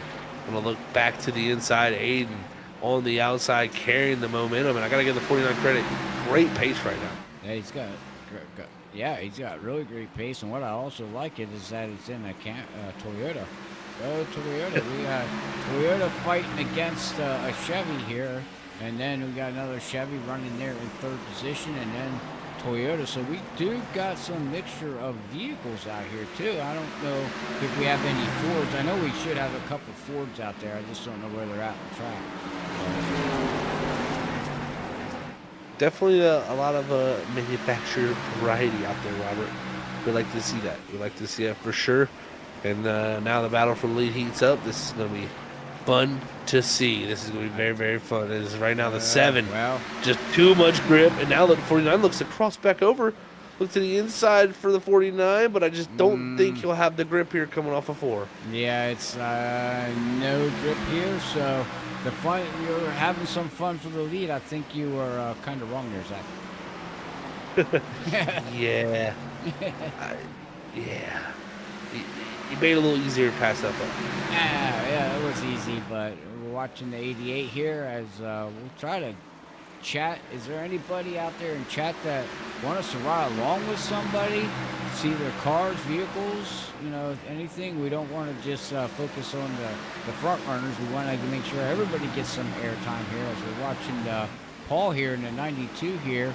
He's battling it with the number 3 here of Chris. And we also got James back here in the 55. I think we hit almost everybody we know of here. We got the 21 still out there in that Red Bull machine, running pretty slow here, but he's still running around, trying to give it a go. Why not? I mean, definitely so. And right now, trying to find that grip around this tough old racing surface is again the 7 out front now. Drew Blaze has moved up to 3rd, Robert, and he has set his sights on the 49 also. So Blaze is doing a good job, and other drivers really just trying to survive. It's been a tough one. I mean, as we get 34 laps in a run, you can see even there where we were riding on board with the 21, it gets very hard to drive around here, and that's why I think we see those yellow flags as it gets difficult as these tires really start to wear out and those rear tires fade away from you as the run goes on. Yeah, we can see here Drew right now, Blaze, he's trying to work his way around the number 49 here. He's trying to get past, and he don't want to waste too much time. It looks like he's going to be able to clear, and now he's about a second and a half behind the leader here, and we'll see if what kind of lap times he can put down from his last lap to this lap. They're running about identical times here. We'll see what they do this time by here, Zach.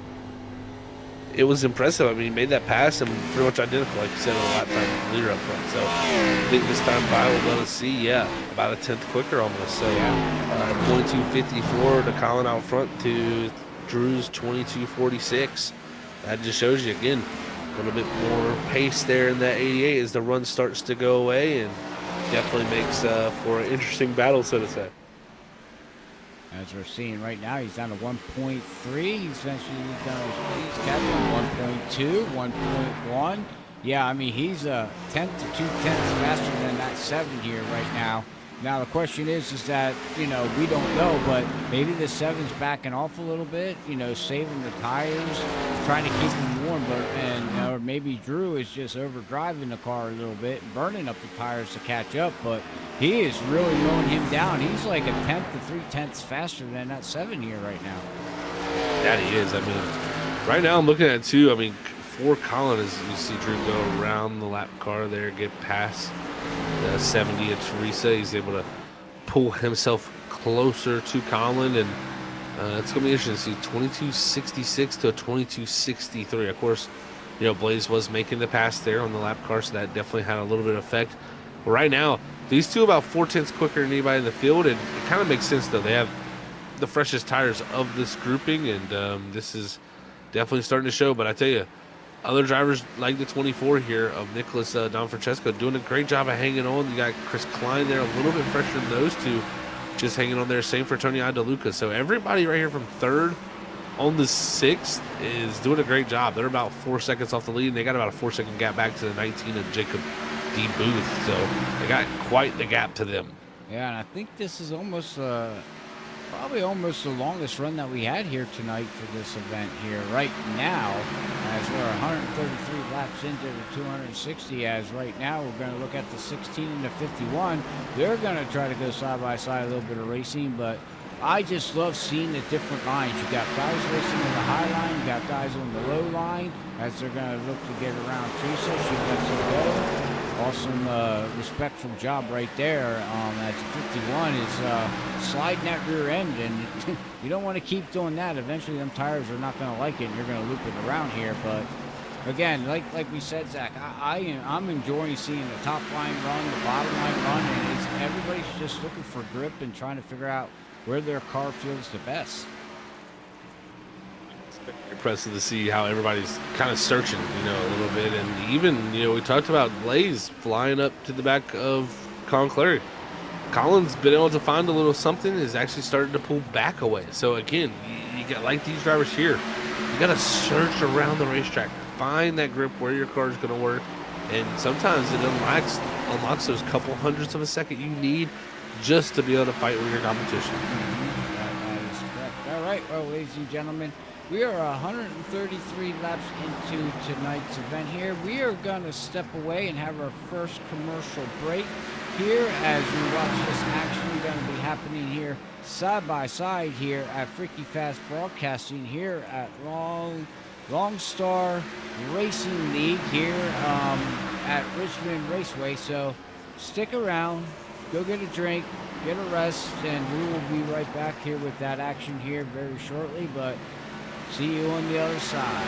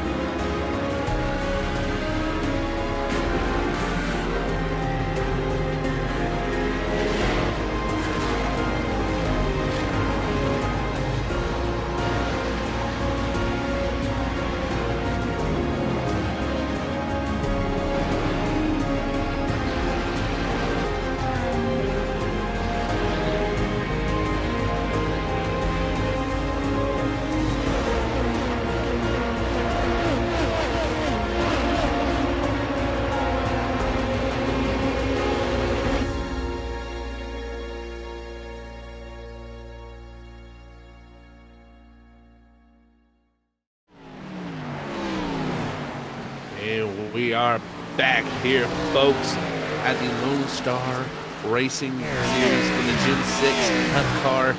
And man, what a night we've had so far underneath the lights here. 150 laps complete.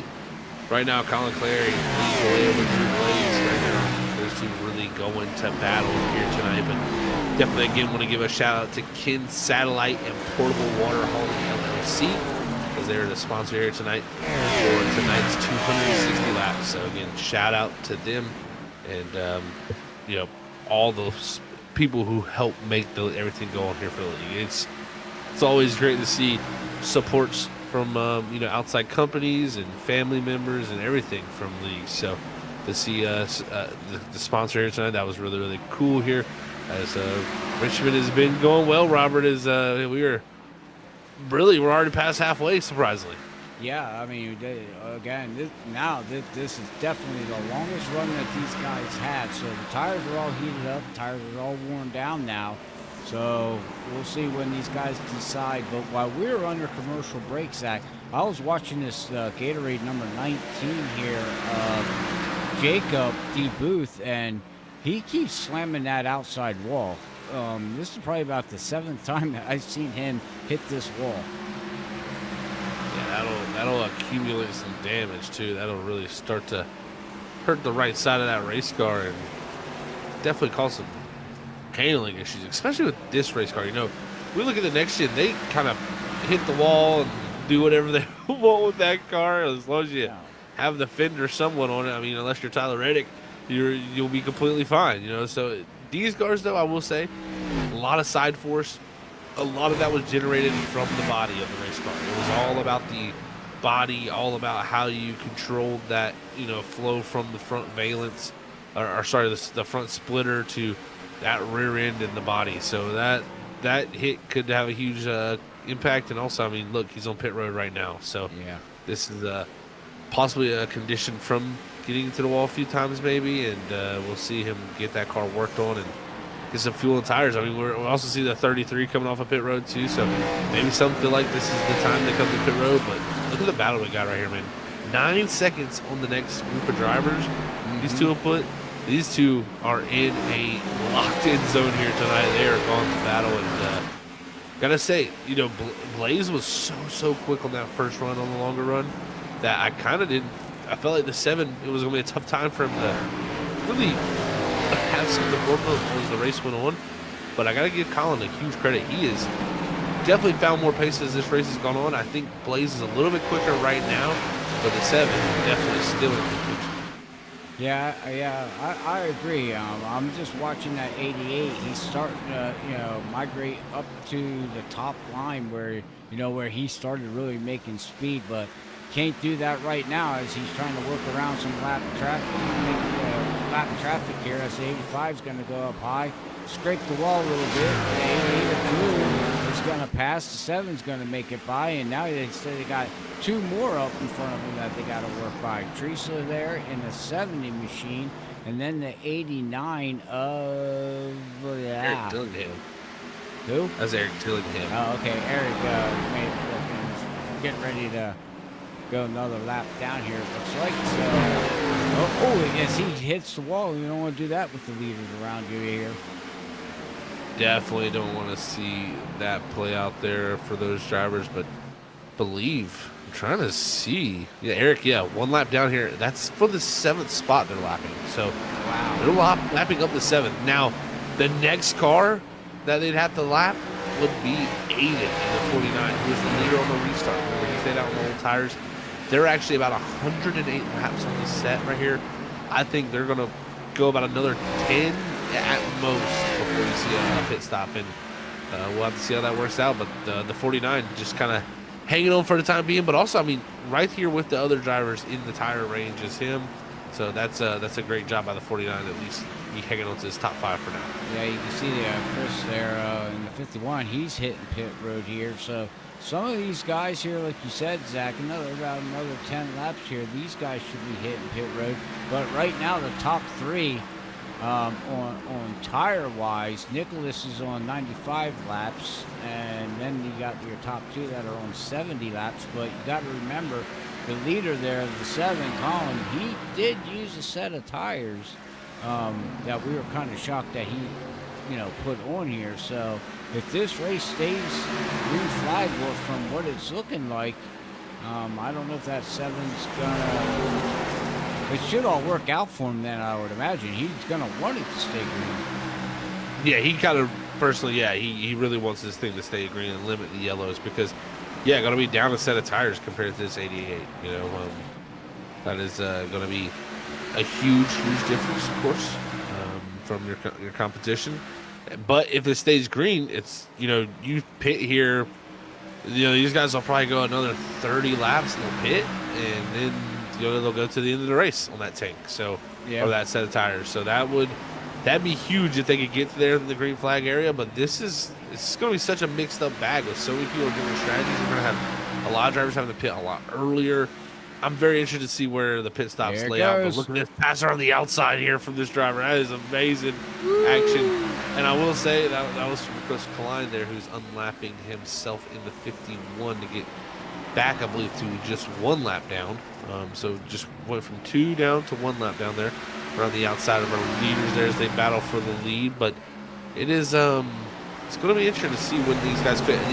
If you pit here, you can make it to the end, for sure. 260 laps, under 100 to go. We can go that far on fuel. Like, if you pit here, you definitely can make it at the end. So I expect a lot of pits to start happening. I wouldn't be surprised if our leaders, though, they stretch it out a good bit farther here because they just have such a gap. Well, that's what I was going to say. They got such a gap on Nicholas there in that number 24. He's 11 seconds, about 11 and a half seconds, almost 12 seconds now ahead. All they're doing is these two right here are battling each other. So it's going to come down who's the first one to give in, who's going to be the one that hits that pit road and takes, Goodyear tires and a full tank of fuel, because whoever bites first, the other one is going to be hitting pit road the next time by. But man, these guys, what a battle for the lead. These guys have been side by side for the last, 8 laps maybe? Going on 9 laps, and they just, man, what a race. Excellent job. Great job from Drew Blaze on the bottom, holding this groove. Got in a little hot that last time, kind of washed up a little farther, I think, than he wanted to. But look, you see there, look at the 7 fight back into the quarter panel, and look, he's going to stay side by side. So this is great racing. Dead even heat almost every single time heading into one. Now, Blaze most of the time is leading the way at the line. Yeah, we'll say he's been leading most of these laps. But the 7 has just been able to claw right there at the quarter panel, stay right alongside. And again, going to be able to fight there again. This is what Richmond Raceway does though, Robert. You have a bottom groove that is the preferred groove. It is the fastest way, best way for the tires around this track.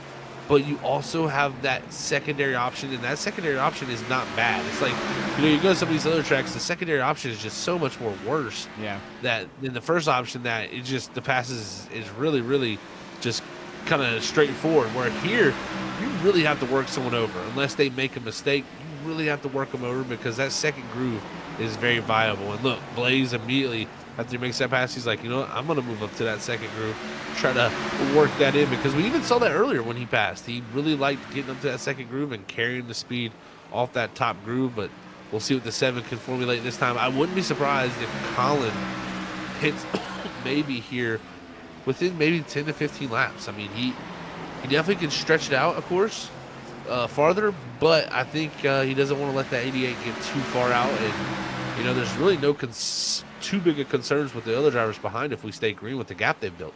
Yeah, and you're thinking right in my head. And the other thing here too, you got lap cars or multiple lap cars trying to get their laps back, so they're battling up here with the lead here, at Richmond. But at that first time when these two were going at each other, as the 7 does get loose coming out, and maybe that's when he wants to start looking at pit road, because his rear tires are gone. But my question, not question, but the way Drew did it, the first time he passed him, he did it all, ran him down and did it on the high side. This time he did it on the low side, and now he's worked his way back up. So this guy is taking in a lot of knowledge right now and feeding it all into his brain, where the speed is, where the grip is, where his tires are. I just got a feeling that when we interview him, if he makes it into the top 3, which I imagine he won't. I mean, he will. But, you know, I wonder if this is like his bread and butter, short track racing, or he's just a big fan of Richmond, because I'm just watching the way this guy's driving, Zach, and he's got it down wherever he goes, wherever he puts the car, it's just working for him. No doubt. I mean, he's the only driver on still a set of tires that haven't changed tires that's in the 22-second bracket. I mean, everybody else 22-1 from Colin, and I think right here, Colin coming into pit road this time, so the 7 waits no longer. He is going to go 85 laps on this set of tires. Now, the way this sets up to, Robert, is going to be about another 85, 80 laps to the end here for this driver. So it is pretty much right in the same wheelhouse of what he had there in this run. So I think a good timing to come down, kind of splitting in half. Yep, and here we go. The 7 said I'm pit. 88 said I'll follow you right afterwards. I'm going to come down pit road and drive through everybody's box and run pit guys over. And NASCAR officials, thank God they're not standing out there, because going down pit road, he's a wrecking ball. He's definitely utilizing the shortcut, so to say, a little bit there on pit road. As you know, in some leagues there is rules to staying out there. Of course, not every league has that rule, and especially even iRacing officials. If you watch iRacing officials or you learn anything, they are literally running all the way down the inside of pit road. Everybody is. So it is not a surprising thing to see sometimes here in iRacing. Yeah, and this league it's a league, but what I like about this league, they are laid back. They do got rules, and they expect people to show respect and race. But you know, it's all fun. I mean, these guys just enjoy racing each other, you know, every Monday, and just having fun and having a nice sized field, and you know, just working your way up through and get more drivers to come out to find out about them. So it's a really laid back league, honestly, from what I read and seen. Definitely seems to be that way. Great racing too, all around here so far. Is right now 24 go to battle with the 21. I believe this is not a battle for position yet. The 24 is our leader, as looks like the 24 going to go by to unlap him himself one time, as he'll be going from 13 down to 12 down now for that 21, as the 24 still out here on this set of tires. And the 24 has been 115 laps, Robert. So this 24 is stretched out really far. I think at some point he is going to have to pit here, because Drew Blaze only 13 seconds back. Yeah, I honestly, personally, I think he's got to go in pit road here, like, now. He's just losing too much time, and getting fresher tires, I don't think he's going to be able to make up the time that he's losing right now. So that, or he's just he's trying to bank on a yellow, but I don't even see that happening right now, as everybody's basically, oh, never mind, commentator curse. David Collins around in the 707, and Nicholas Robert, I stayed out for this reason. I am calling the books right now. That's great for him. I mean, only the top 4 on the lead lap. If he would have pitted there, he'd have been close to being a lap down. Yeah. So that was huge for the 24.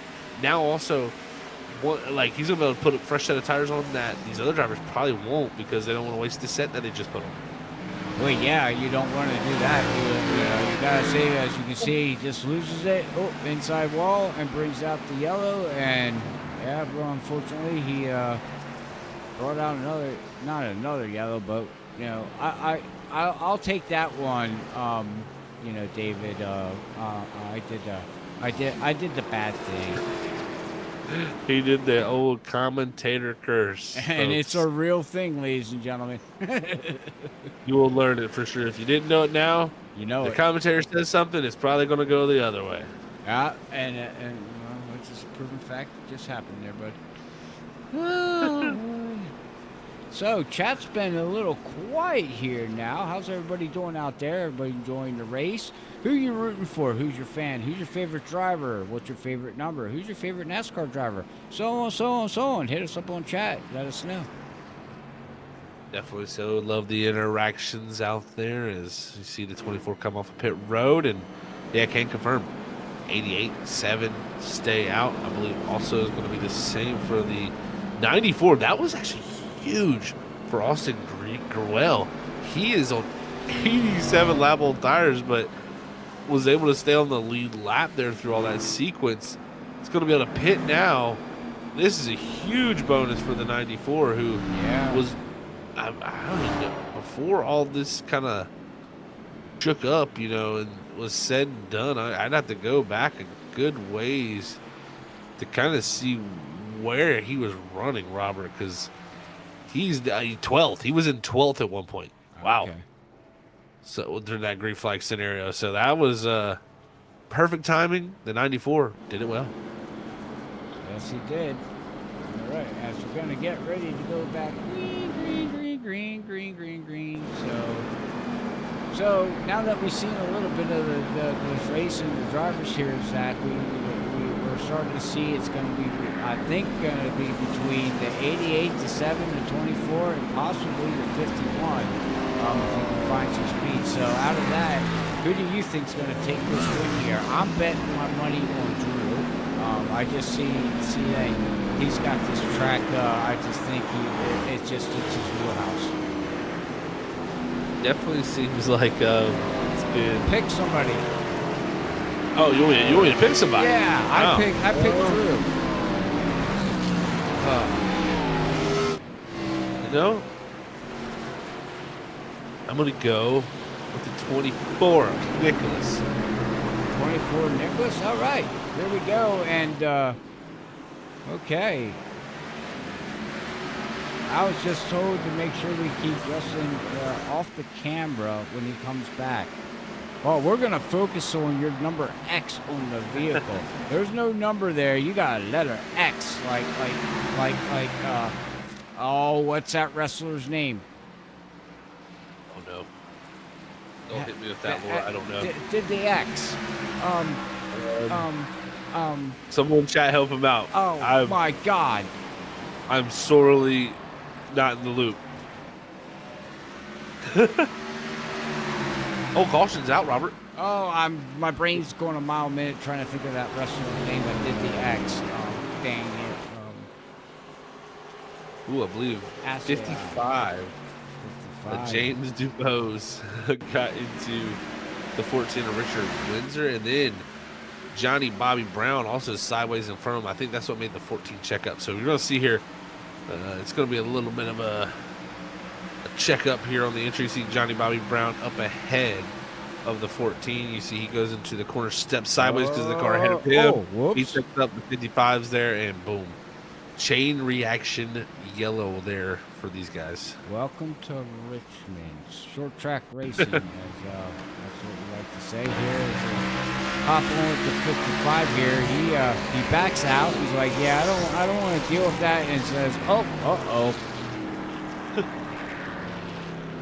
Big old boop as they go sliding there off into entry 1 and 2, and luckily for everybody, there's nobody with like major damage there. You know, everybody kind of got their bumps and bruises, so to say, and now they're going to roll on to the next lap. So we'll see how it plays out. But for the time being, Drew Blaze holds on to the lead over Colin Clary and Chris Klein there in third. Nicholas Don Francesco in fourth, and Don Francesco and Klein and Grimwell are going to have about a 9-lap tire advantage. 9 and 8 laps on Drew and Colin. So this is a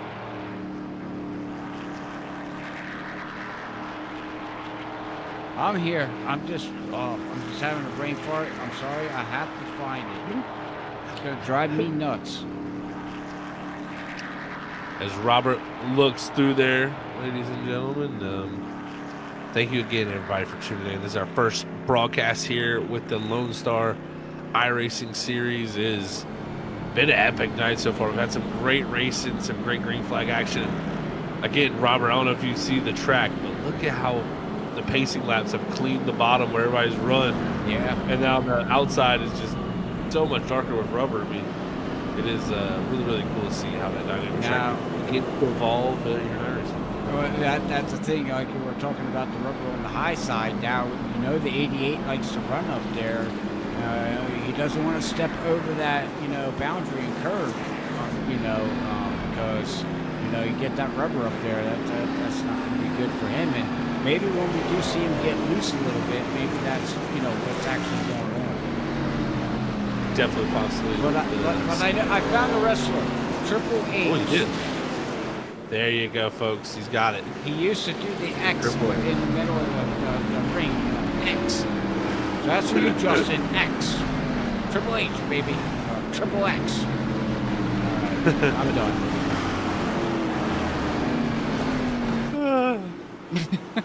We love Robert up here. We love it. Oh, when we get a Robert commentary night, it usually turns into some classic. I am not a commentator, ladies and gentlemen. This is not what I do. And green flag is back out and away as the 88. Great launch from him up front. He's going to take control of that as now the 7 going to look to the inside there, down into 1 and 2. And we'll see, again, that track cleaning off. Was that change for the balance? Was it change for the grip? What does Drew Blaze do this time? Does he feel like he wants to control this race, or does he kind of pace himself the way we've seen throughout this race? We'll have to really see how the attack works this time here in the final run down to the end. Yeah, we're getting down to the nitty-gritty here as we're back to green, and he's going to run the low line right now. And we did talk about this a little bit, that the air call, I don't know if you want to call it air of grief, but we'll talk about it later as we do have another yellow out. It looks like maybe Ken in the 08 might be involved. Yeah, it looks like the 08 involved in this one, and I believe it started between the 08 and the 49 off the 2 here. So we'll see the 08 of Ken Couch there is racing side by side with the 49 of Aiden Ichko. As go down into turn 1 here and go see the 49 up the track. 08 on the bottom. The 49 is just going to kind of be there, and then the 08 is going to come up, and they're going to kind of lines are going to come together there, and big disaster for both of them, who are going to catch some damage out of this one and put us back under yellow. Right. I think the 08's not the 08, but yeah, who he ran into probably just one, the 49. He's probably like, la la la la la, bam. Where did that come from? Yeah, definitely caught off guard. I think a little bit there is you'll see. Oh man, He never stayed down low. definitely came up a little bit, and also the 49 kind of coming down. Their lines kind of came together, but yeah, I think the 08 kind of probably didn't expect to be fully alongside here, because you see the 49 so far out ahead. Now you roll the center better. Maybe the 49 gets a better run, but kind of just comes together again, like I said, off the exit of 2, and unfortunate for those two, man. Yeah, unfortunately, the 49 stops and says hello, and the 88 says, I'm sorry, and I'm going to get going again in that Ken machine. Definitely have to get her back going, as drivers will pace around. And these yellows do help, because this is allowing people to get that lucky dog. Now we've gone from 4 cars on the lead lap. We've gone to now 7 cars on the lead lap. We got Eric Dillingham and Tony DeLuca joining the other drivers on that lead lap position, and that's huge. Our second place qualifier, Paul Boomershine, who immediately dropped back. He is in 8th right now, first car 1 lap down. That'll be huge for him. Same for Chris Lawless in 9th. Same for Russell Windsor there in 10th. Aiden's going to be a lap down, and same for Ken Couch. From there on back in 13th, they're 2 laps down. So it gets a little tougher to get back on the lead lap when you're 2 laps down, but those drivers 1 lap down will be definitely fighting hard here to try to fight for that lucky dog spot. That'll be a huge ordeal. That is correct. As we'll bring up the race result here again at 200 laps, 60 laps to go here. They got 10 cautions. Caution laps 39, lead changes 9 at the line. Number of leaders is total of 5, and green flag laps at 160. So 10 cautions, but really not that bad. This last run was pretty long that they had. It really was. As you see the pace car going to duck off the pit road, and we're going to get ready to go back green flag racing. 200 laps now complete. Starting 201 as the green flag is out, and we got 60 laps to go here in Richmond. 6 laps to go. We'll see what Colin there in that 7 machine can do. Nope, he's going to fall right in line here.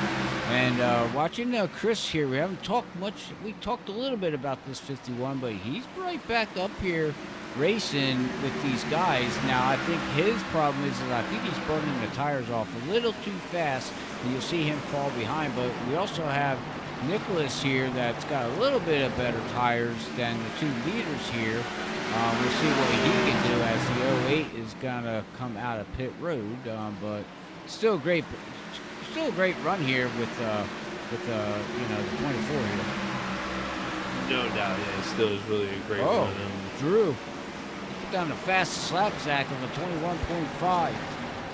Wow, he's really putting the pace down. Now is the 24 Dave Francesco going to get past Drew Blaze, though.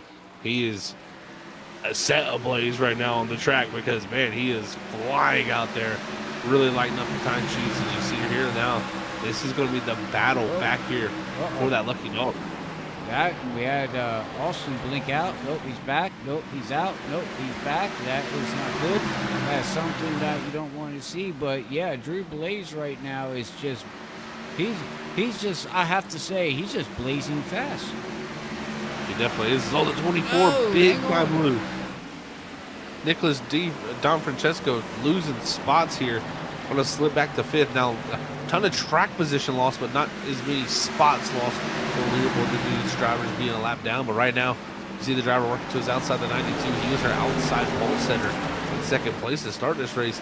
He is actually the leader of the Lucky Dogs. So right now, he is trying to stay ahead of the 3, Chris Launis and Russell Windsor. So definitely huge for Paul, but right now, he's got a huge threat, as you can see right here. A lot of drivers stacking up farther back. Stacking up, and we got a whole bunch. We got what are we looking at here from? Wow, from the 92, from 5th all the way back to about 11th position here. But yeah, you can see it right now. These guys are just all over the place, all stacked up. Some are racing for position as, oh, we have another yellow. Yellow flag comes back out. Looks like Harold Rowe, I believe, in the 33. Oh, sorry, I believe actually there's going to be a driver ahead of them who wrecks. Oh, yeah. It's going to actually be the 70 of Teresa. Oh, no. Big moment down in the turn 1 for the 7. Big moment here. Don't know if there was contact between the 21, but it was close to the 21. Oh, there's going to be contact here, Robert. You're going to see something interesting here. I think the 70 of Teresa just braking for this corner. The 21 caught off guard, coming up behind the 70, and boom, right into the back bumper. Look out, the 33. Up the racetrack. Oh, and there's the 33, Harold Crow, like I said, involved in it, and heavy damage for that driver. And we're also seeing, you know, some of these drivers build up these incident points. So some drivers are getting their drive-through penalties, so to say. I'm trying to get something, see if we can get something with the 33 here, Zach. I don't know if we're going to be able to.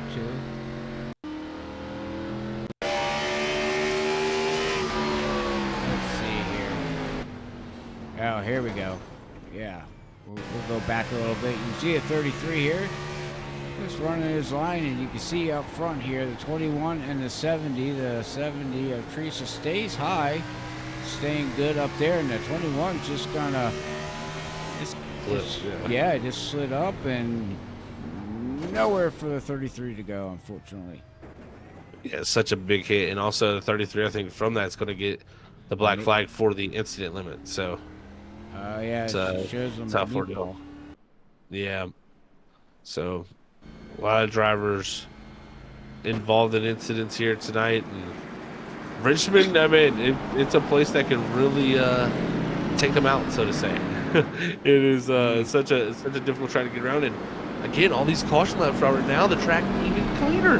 Like this stuff is mind blowing for me. Like just seeing how much these caution laps clean up this racetrack, and I'm sure that just throws the drivers off that much more of how the car is going to go back to fire off here. Interesting, isn't it? Well, something new that we're seeing in iRacing. So it's something to take notes on for the future because I'm assuming they just put that maybe out in this last update. I would imagine. Yeah. 'Cause I don't remember seeing this. Yeah, it was the latest update, and it's pretty cool stuff to see them ever changing the dynamic track. I mean, it's been a long work in progress. Also, huge ordeal. Paul Boomershine back on the lead lap in 8th, so that was huge. Him got the lucky dog. Now Russell Windsor position for that lucky dog, save for Chris Lonestar. That'll be a battle between those two for that spot.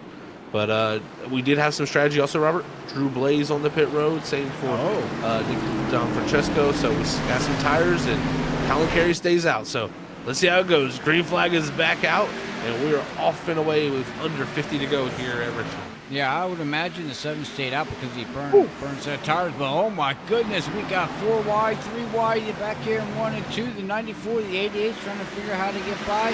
Yeah, also have the 89 to 51, the snap-on tools here. He's trying to work his way around, which we were talking about him when that yellow flag came out. But now we're 2 by 2 and looking good. And we under yellow? Yes, we are under yellow. Yeah, sorry about that.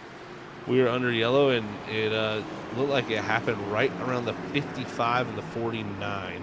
So James Dubose, and I believe James Dubose disqualified due to incidents. Oh, man. Because he disappeared after the slide. As we'll see down here. But, man, this is a tough ordeal. You might want to go on the 49 because I think it'll make the camera go crazy when he goes off of here. But you'll see right here the 49 is going to get a little bit tapped from the 55, spins around. More contact for the 92 who just got back on the lead lap. And that was also Chris Alanis there on the outside who got caught up in that in the 3 machine. He was actually fighting for the lucky dog, so Russell Windsor is going to get that. And, yeah, man, that was wild scenes. Yeah, you can see right here. Oh! And that broke the steering, the axle, the tire, the roll bar, the brakes. Yeah, you can see he has no steering at all, unfortunately. Tough break, too, because like I said, just back on the lead lap and now out of this event. So it just shows you how fast that can happen. And guess what? When you get the lucky dog, you go to the tail end of the longest line. So that put him back in that scenario. It's just unfortunate to see for a few of those drivers. But that is unfortunate in racing sometimes. But look at this, too. With all this others shaking out, huge shout out to the 89 Eric Dillingham. He's up to his 2nd spot. So we cracked into the top 3 and top 5 for the first time tonight for that 89. Yeah, he's looking good. He's working his way back up through here. Let's see what he is. He's got a decent set of tires now. Not as good as Chris or Drew back here, but he's on 22 lap set of tires. So I'd imagine that he's going to be able to hold his ground a little bit here. Now, how long, don't know, but we'll see. I mean, the other benefit, a little bit fresher than Colin ahead of him. You know, Colin on 37 lap old tires. He's on 22. Maybe get a little jump, get a good enough restart here, get around the 7. Have that little bit of a distance behind him for the drivers behind him because Chris Klein, Drew Blaze, you know, and Tony DeLuca, they're going to, or sorry, Nicholas Daniel and Francesco, going to be trying everything in their power to move forward. Also, with that caution too there, like I said, Russell Windsor back onto the lead lap. So he's up to 8th now and on a lead lap. Going to start to tail the longest line, but huge to be back on that lead lap. Yeah, and that's gonna put the 49 and the 3 now battling for the lucky dog position. But I got to give a shout out to Drew here on this. He made that pit stop, didn't lose no ground. He's got better tires, and you know, if we do wind up staying green, we'll see what happens here. But everything's going to be sitting right now here in the Casper seat. It really is there as you look into turn number 1. Look at this 3 wide action. That's going to be DeLuca in the 16 looking to the inside. Not the grip there for him, but it's going to be the 51 to 89 down the back straightaway racing for 2nd. And it looks like the 51's going to be able to do the slide job, go up through, and as Drew's going to fall right below and try to make a pass on the 89 there of Eric, and looks like Drew's going to try to take 2 for 1 here as he's going to work on that 51. Definitely going to try to work over that 51, so to say. Here's the 88. It's going to look to the inside Drew Blaze knowing it's getting down to crunch time. You got to be looking to get those positions back as we ride on board with this 51 of Chris Klein, who, like you said earlier, he's been right here in line with the pace of the 7 and 88 for really the first 15, 20 laps. So if we get a short run to the end of this race, don't count this 51. He has been right in line with the pace of this drivers up front. Yeah, he is. As Drew I think that was Drew. No, it was Klein. It was Klein. Yeah, it was Klein, 51. He got into the wall here, but we also got, let's see here, what happened all of a sudden. Looks like there's going to be a lot of penalties after the race. Oh boy, oh boy, oh boy.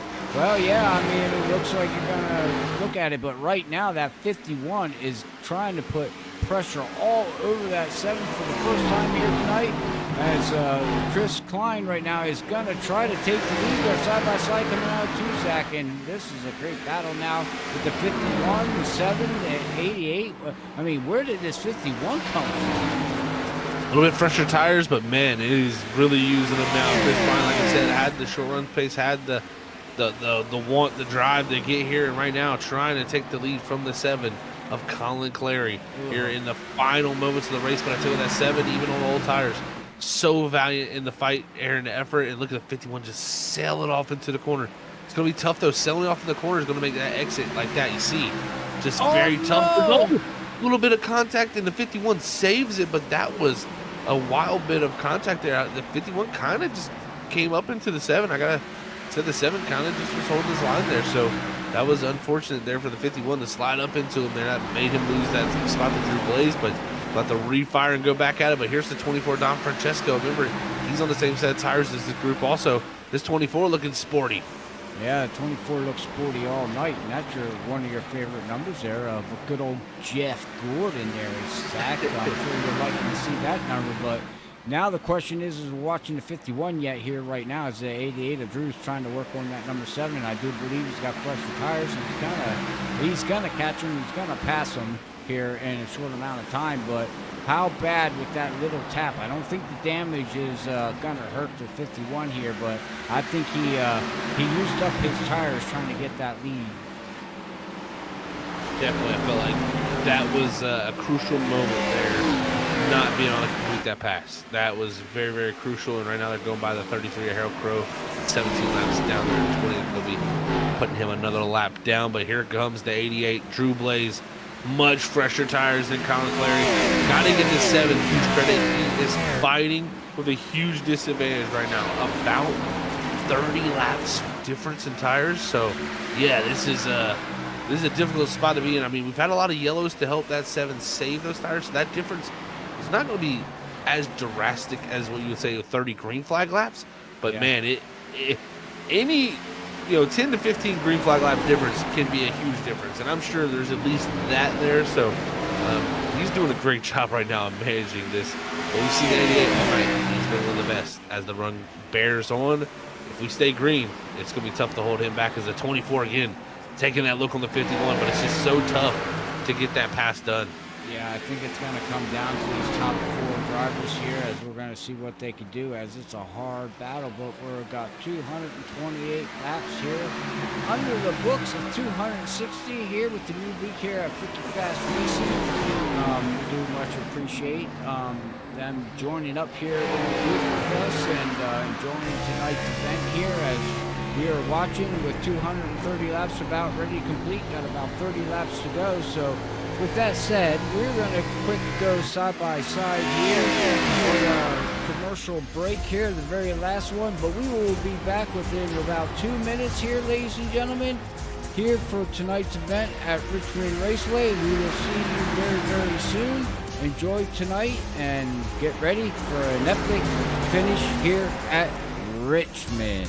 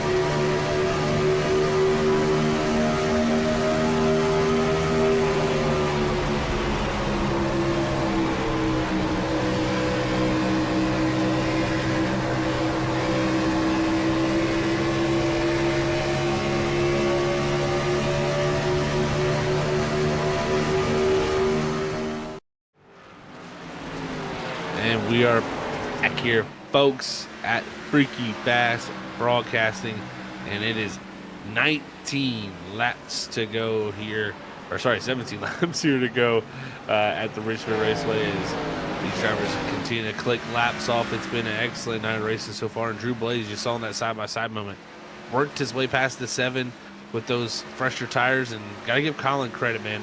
Older tires, really holding his own right here in second ahead of Chris Klein and Nicholas Don Francesco, who fight for that final podium position. It has been really, really fun to watch these guys go at it. The 24 continues to hound that 51 as we watch this battle right here, as the 24 been a little bit quicker than the 51, but the 51 just good enough on this outside line.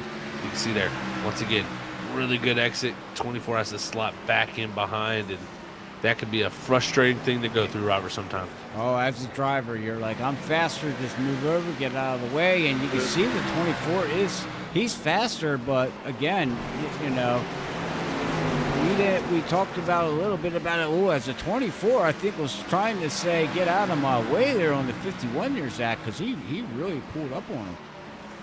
Definitely looking to get that pass done as fast as possible here as the laps click away with 14 to go. This battle has been epic to watch, but you can take a look through the field here and see where some of these drivers are playing out. As you can see just how close they are. Our cameras are going inside the 21 cars. You can see a little side draft down from the 24 here. This has been epic racing with 13 to go here between these two, and I really expect it to continue on, because we kind of seen this all night when people get side by side like this. It is really, really good racing, and just tough to get the pass done. As there's a 24, tries to get it done. Hip back from the 51 and the 24, and they race side by side again down here in the turn 1. And our plan was to do a quick run through the field here to see where everybody was at in the final 12 laps, but I tell you, this battle has been so good. Yeah, this is heating up. We'll see what they can do as the 24 backs off a little bit. And he's getting a huge run on the bottom side, but that top line is just so dominant here right now. As we'll quick bring up the weather for the very last time, and you can see, like I said, air temperature, track temperature did not change, but it is after midnight here. It's 12:16 as the 24. It looks like he's going to be able to make the pass here, but the humidity, Zach, right now at Richmond is up near the 90s. Yeah, definitely up there for sure. And yeah, the 24 finally getting it done, solidifying that third spot. Now just going to have to run some great laps here to get away. But that was our third and fourth spot. We're going to look back here. This is Tony DeLuca in the 16. He's had a great night here, running right now in top 5. About a second ahead of Eric Dillingham in that 89. We see a little farther back there as he's getting a little bit of threat of the 20 here. Who's also the 45 there of Mike Fahey, who was also 95 laps down. Mike just out here putting laps down, trying to maybe gain a few spots. But Dillingham in that 6th spot. We look back to Gruel here in 7th, about 15 seconds back from the leader. And then the last car on the lead lap is going to be the 14 of Russell Windsor back here. And then we'll look to the next car that's 1 lap down. That's going to be Aiden in the 49. We saw at one point leading this race with the first car lap down. So if the yellow was to come out here in this final set of under 10 to go, we would see that driver get a lucky dog, because then the next driver lap down, Chris Lawless, is, as I say it. Oh my gosh, the yellow's out. You did it too. Oh, we're going to have to stop that here. Yeah, whoopsie. Sorry about that, guys. Yeah. It looks like it's 30? Yeah. Oh, I think he broke the steering off a 2. And yeah, we'll wait till you see this, yeah. So 30 right here comes off of turn 2. Look at this hit, Robert. Slams the wall with the right front. And you can see sparks flying. That right front no longer working. You can see he goes down to the corner. Boom. Hits the wall. That car is going to finally get enough turn from the... Oh. We'll take the onboard here and we'll see how hard Look this at is. turn. He's just turning. That thing just never turned. Yeah, just needed to get out of the gas a lot sooner there. And then you can see down here, tried to make the corner. It wasn't going to turn again. And then you'll see here, finally does get it turned, but it's missed pit road. And then I believe the 30, who was about 17 laps down. Is going to come right here. Stop. Oh, no. And that right there is a big no. difference. Yeah, Yeah. that wasn't a good call. You could have just creeped that thing back around pit road, and because that changes everything now for the race here.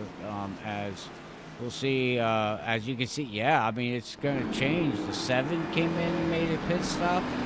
Drew grabbed a set of tires. The 16 grabbed a set of tires. Tony. We got Eric that grabbed a set of tires. Russell went in and grabbed a set of tires. Austin came in and grabbed a set of tires.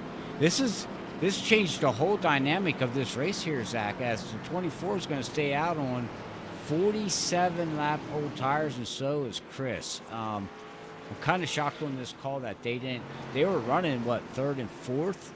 I'm shocked. Yeah. Well, I'm shocked that they wouldn't come in and take a set of tires.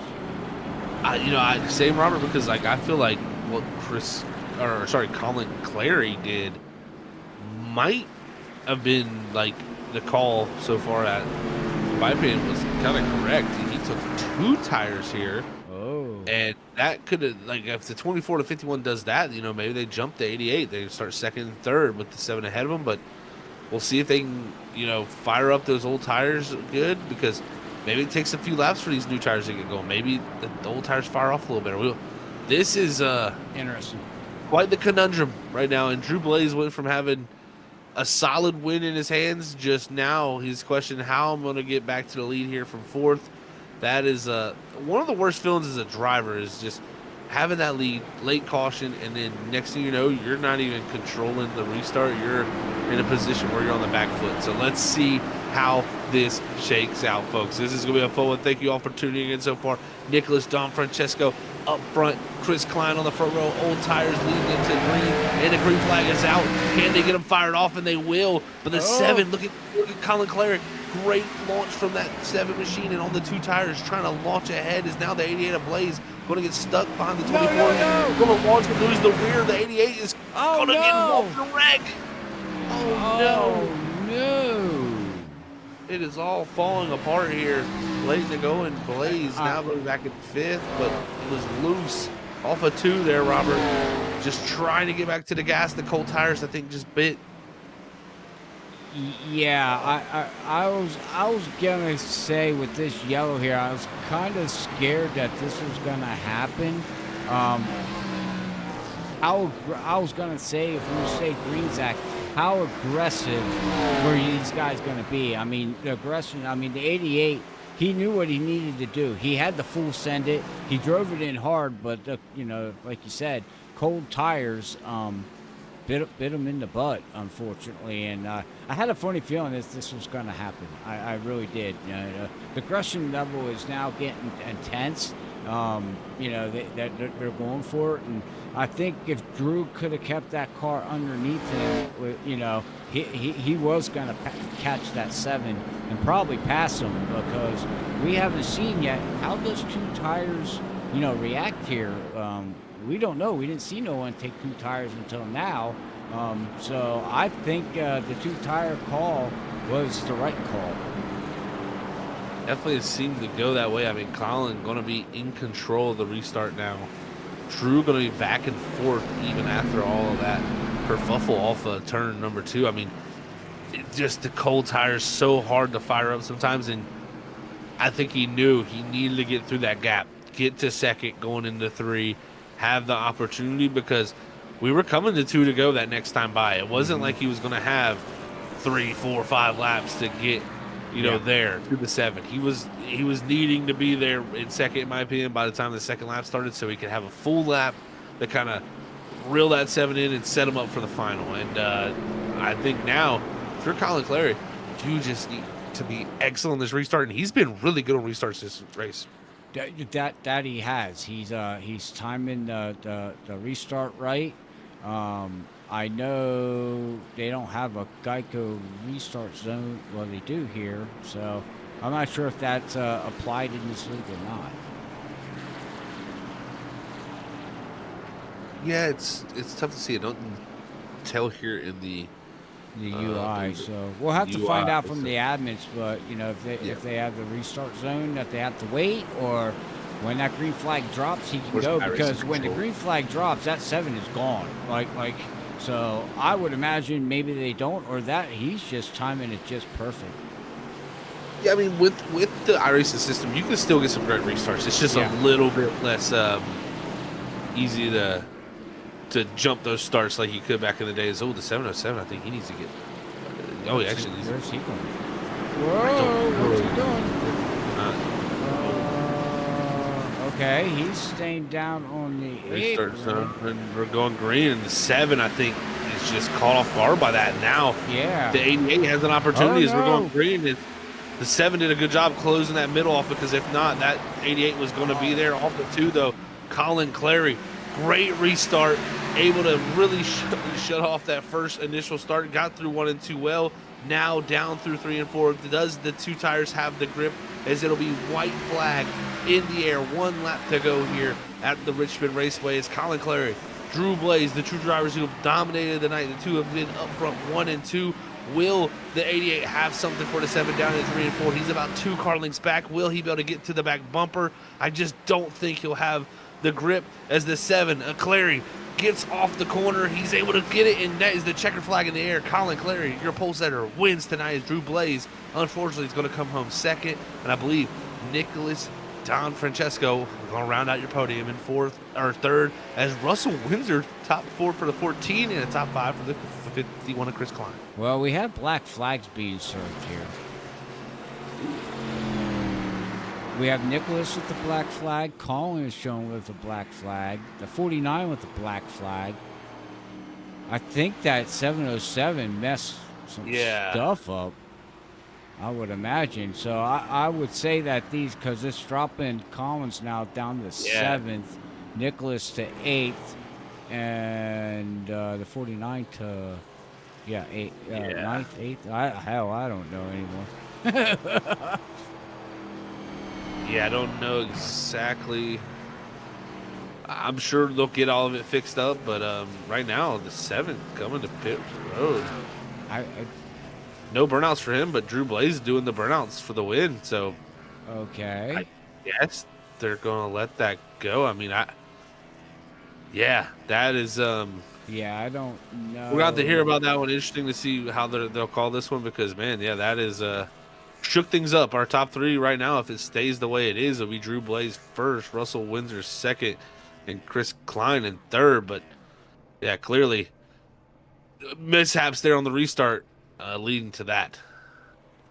Yeah, I'm not sure exactly what happened. So we'll find out who the interview is, and try to get the final results here, exactly what's going on or who we're interviewing. But we'll be right back, ladies and gentlemen, for our post-race interview here with Lonestar iRacing Series. We'll be right back with our top 3 here very shortly.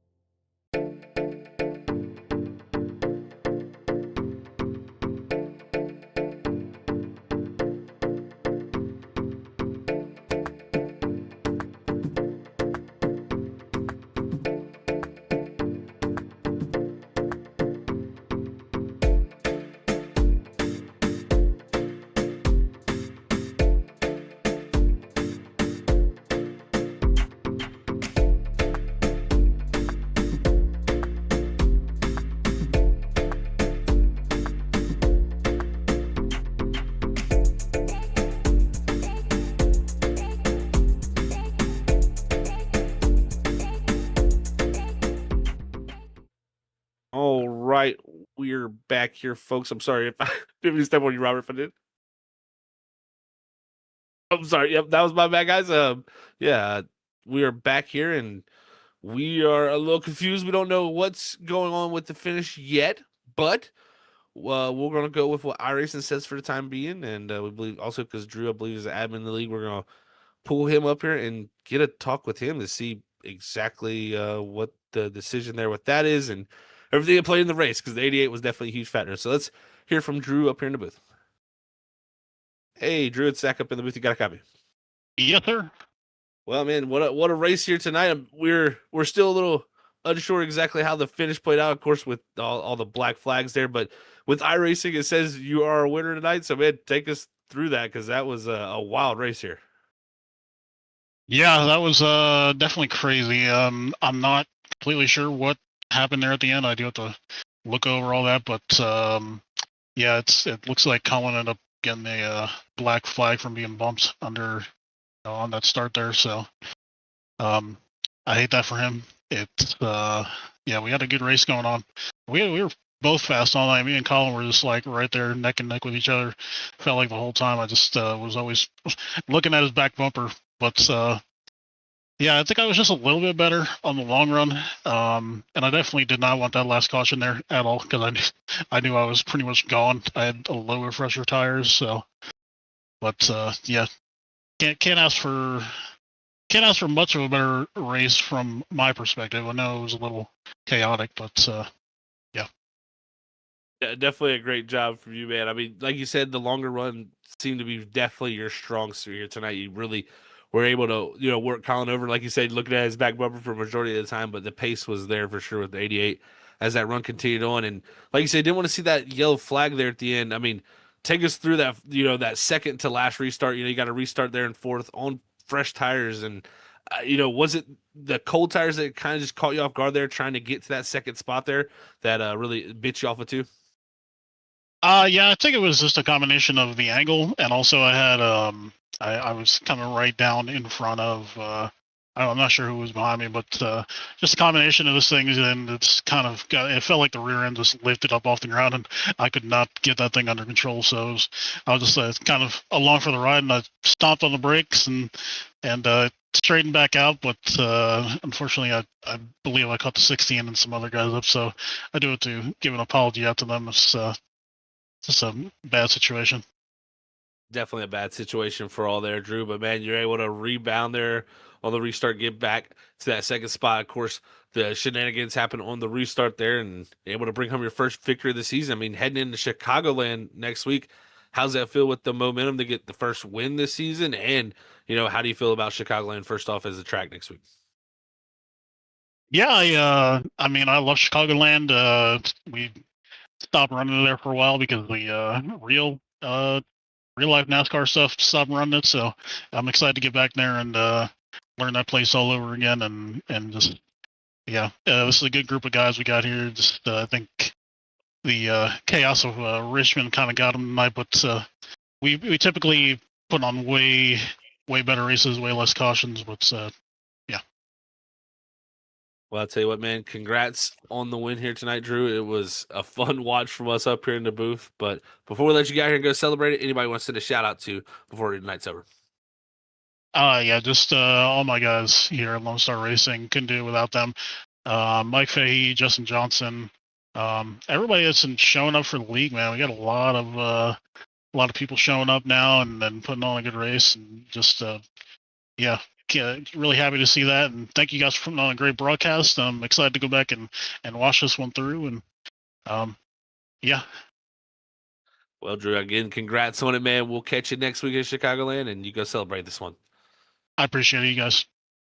All right, folks, that was your race winner here tonight after that restart. Wild scenes, of course, from how it all played out. So we're going to go with what iRacing says here tonight. So that means we're going to move on to second. That would be the 14 of Russell Windsor. So with all that playing out, the 24 and the 7 getting the black flag, the 14 is going to go from fourth all the way to second. And Windsor, I mean, he had a wild night. Let's hear from this driver, because man, this is got to be a great feeling for him to come up second after everything.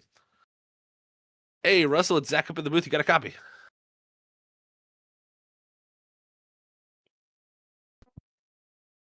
Hey, Russell, it's Zach up in the booth. Yeah. You got a copy? Yes, sir. You got me?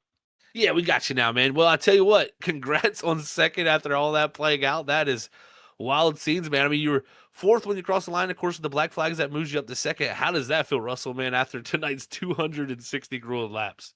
Probably the least deserving second place I've ever achieved. I just got lucky with the cautions, got the lucky dog, and then just benefited from everybody else getting black flagged, I guess. I was far from the second fastest car. Hey, man, like you said, in races, sometimes it works out in your favor, and I definitely rolled that way, but it was a tough night to drive out there. Drivers were having a lot of handling issues. Take us through your night, man, because you definitely were right in the mix of things all throughout the night, it seems. Yeah, I had a incident on like lap 70 where I lost it off of 2. It was like no matter how patient you try to be on the throttle, or at least me, I don't know. Uh, Colin Clary, Blaze, some of those guys, they were like their cars were set up different, but no matter what I did on the exit of 4 and 2, it was just after like 20 laps in a run, it was stepping out, and then it just snowballs from there. Definitely seemed to be the case for a lot of guys out there too, Russell, man. But I tell you what, congrats on second here tonight. We head to Chicagoland next week, some intermediate racing. How do you feel about the change up from going to short track back to intermediate? A lot better about that. I expect to be competitive there. This was just, I'll take it, but I would have been happy with a top 10 tonight, but I'll be happy with a top 5 at an intermediate. Awesome stuff, man. Well, we can't wait to see what you can do next week there, Chicagoland. Before we let you get out here and celebrate this second place finish here tonight, Russell, anybody want to send a shout out to? I don't know if anybody's still watching at this time, but my mom and dad and my one of my aunts were watching at one point. So if they're still watching, shout out to them. Well, Russell, thank you very much, man, for a great run here tonight and talking to us. We'll catch you next week at Chicagoland. Appreciate it. All right, folks, that was your second place driver here tonight. Man didn't feel like he deserved it, but I tell you what, he's going to come out here second place and on the books and on the stat sheet, and a lot of people will remember that for sure. So congrats to Russell there for the great run. Now we're going to go ahead and we're going to move to our third place, man. That's the guy who kept it up really in the top 5 all night. It's the 51 of Chris Klein. He was right in the mix, and after everything shakes out, he's going to end up third. So let's talk to Chris. And Hey, then he Chris. drops down under Colin and gets in front of Colin. Hey, Chris and Zach up in the booth. You got a copy? Yeah, man. How are you? Doing good, man. I tell you what, excellent night for yourself. Able to bring it home in the third spot. I mean, after everything shakes out, you were in top 5 all night. How did your race really go, man? Because you were right there in the mix. It was good. It was unfortunate there at the end. There was some confusion with a lap car that caused a whole lot of problems. I was getting beat all night long on the restarts by Drew and Colin and a couple of the other guys. So all the way down the back straightaway, I just tried to keep my bumper on Colin and just try to get ready for him to take off in turn 3. And then when we got to the restart zone, I kind of blocked out this lap car on the bottom. And as soon as we got there, I went to push him and he got a 4X. Then I think he spun the tires a little bit, and the 24 took off and beat him to the line, so he got a black flag, and I just caused all kinds of havoc by accident. So I feel really bad, actually. But other than that, the race was great, and it was a lot of fun. Yeah, definitely tough there at the end. I think a lot was going on, of course, there with the lap car and things in the restart zone. I mean, that was definitely a tough ordeal for those drivers who got the black flag. But, I mean, like you said, it was a really good race overall for you all night. I mean, you were right there in the mix. I mean, we head to Chicagoland next week after here's a short track race here tonight. How do you feel about carrying that momentum over there?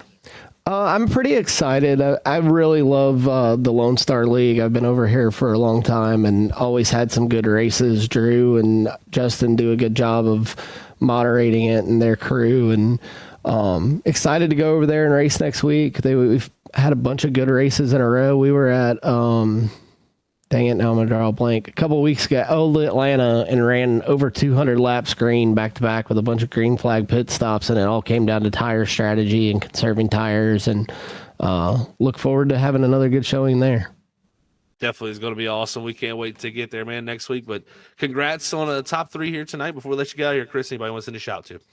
Yeah, again, just the whole league, and just want to thank everybody for putting it on. And shout out to all the drivers for the most part. Tonight was probably one of the rougher nights that we've had in the league with cautions, but overall, all the drivers in the league do a good job of giving and taking and trying to give each other space. I know there are a lot of times that I was on the track tonight and I saw a lot of guys lifting and giving people a chance to gather it up instead of running them over, especially when we were mixed tire setups and guys on new tires versus old tires, etc. So just shout out to the whole league, actually. Definitely was a very good racing between all you guys, man. But congrats, like I said, on third, Chris. We'll catch you next week in Chicagoland. All right, man. Thank you, guys. All right, folks. That was your third place finisher here tonight, Chris Klein in the 51.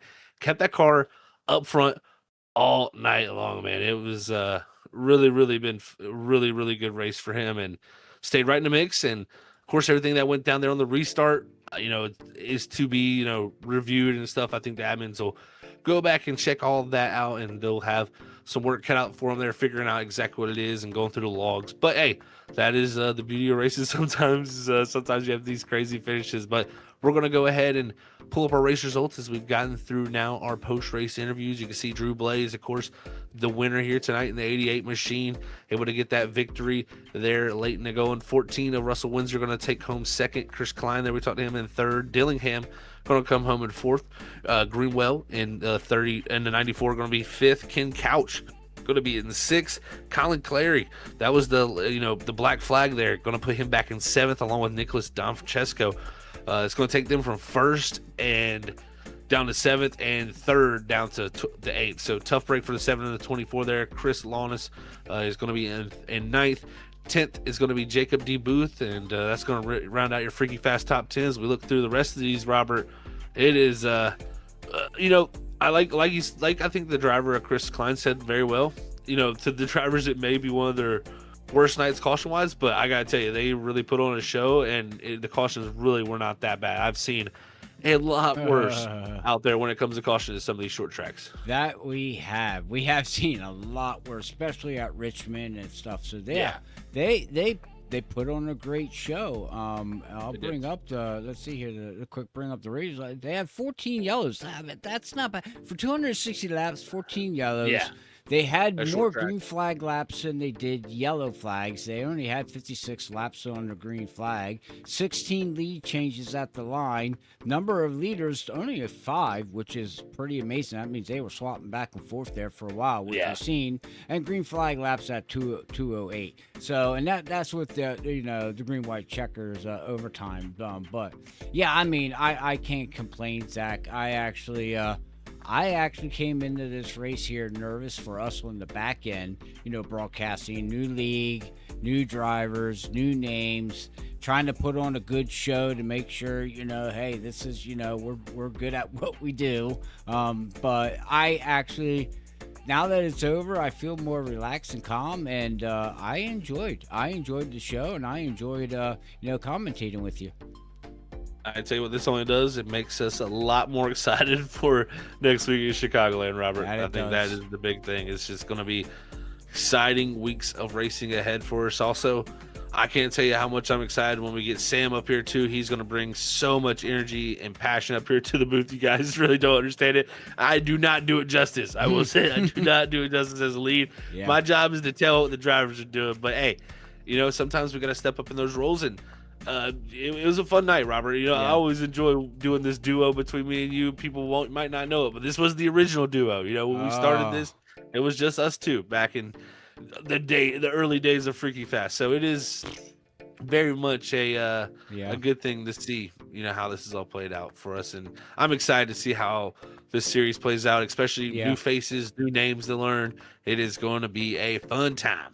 That new viewers, and hopefully we can bring some of the drivers that we know that are interested in this type of car, because there's not a lot of leagues out there that run this car. So like Drew said, these admins do a fine job. They try to put on a great show. They got a huge following on all over the place. They got social medias, I do believe. I mean, it's just laid back, good league, fun racing, and people come in here to enjoy one fun night of racing, and I think after a while we're going to enjoy calling all their races here at Freaky Fast Broadcasting. And I want to say thank you to all the new viewers that, gave us a like, a share, a follow, gave us what's it called? A chat, super chat. Thank you. Yep. Thank you for that, for the super chat. We do much appreciate it.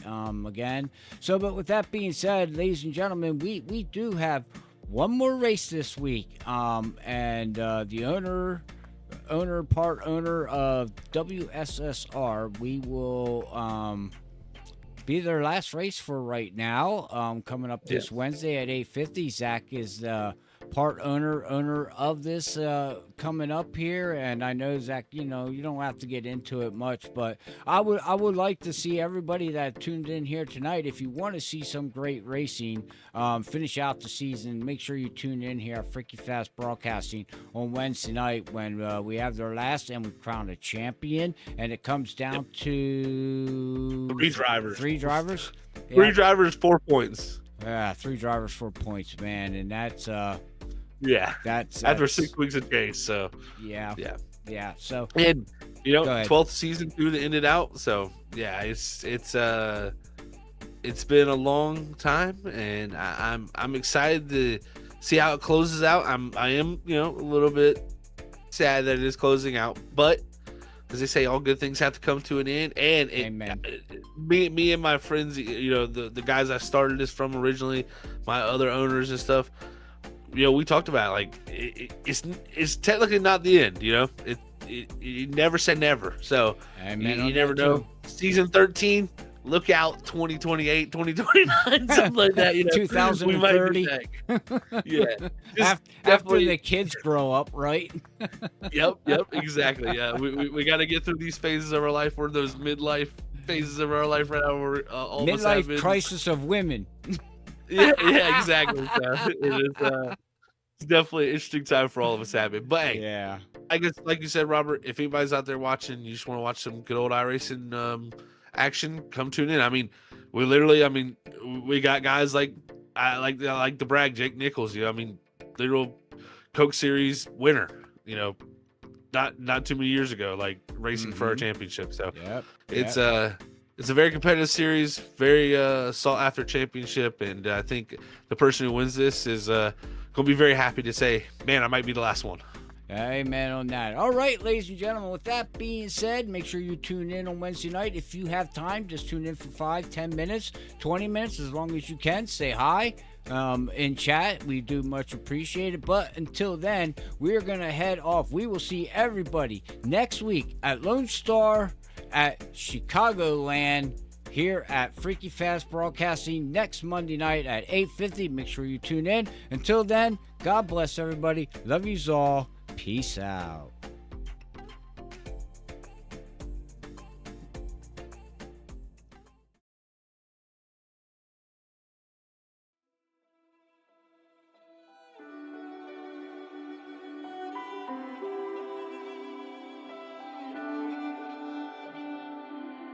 I was standing, staying still, never said what I feel, and every time I took the blame, carried all this quiet shame.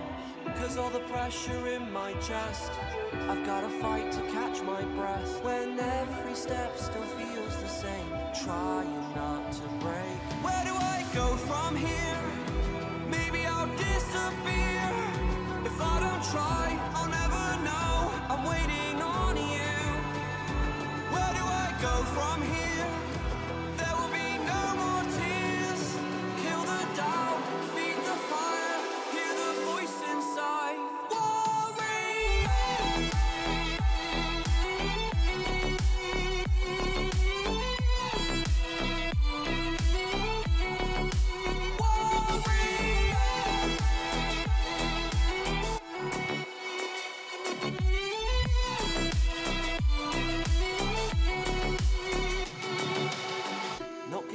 It's my turn this time. They took a shot, now I want mine. You fall, I rise, I take the wheel. So this is how it feels. Where do I go from here? Maybe I'll disappear. try, I'll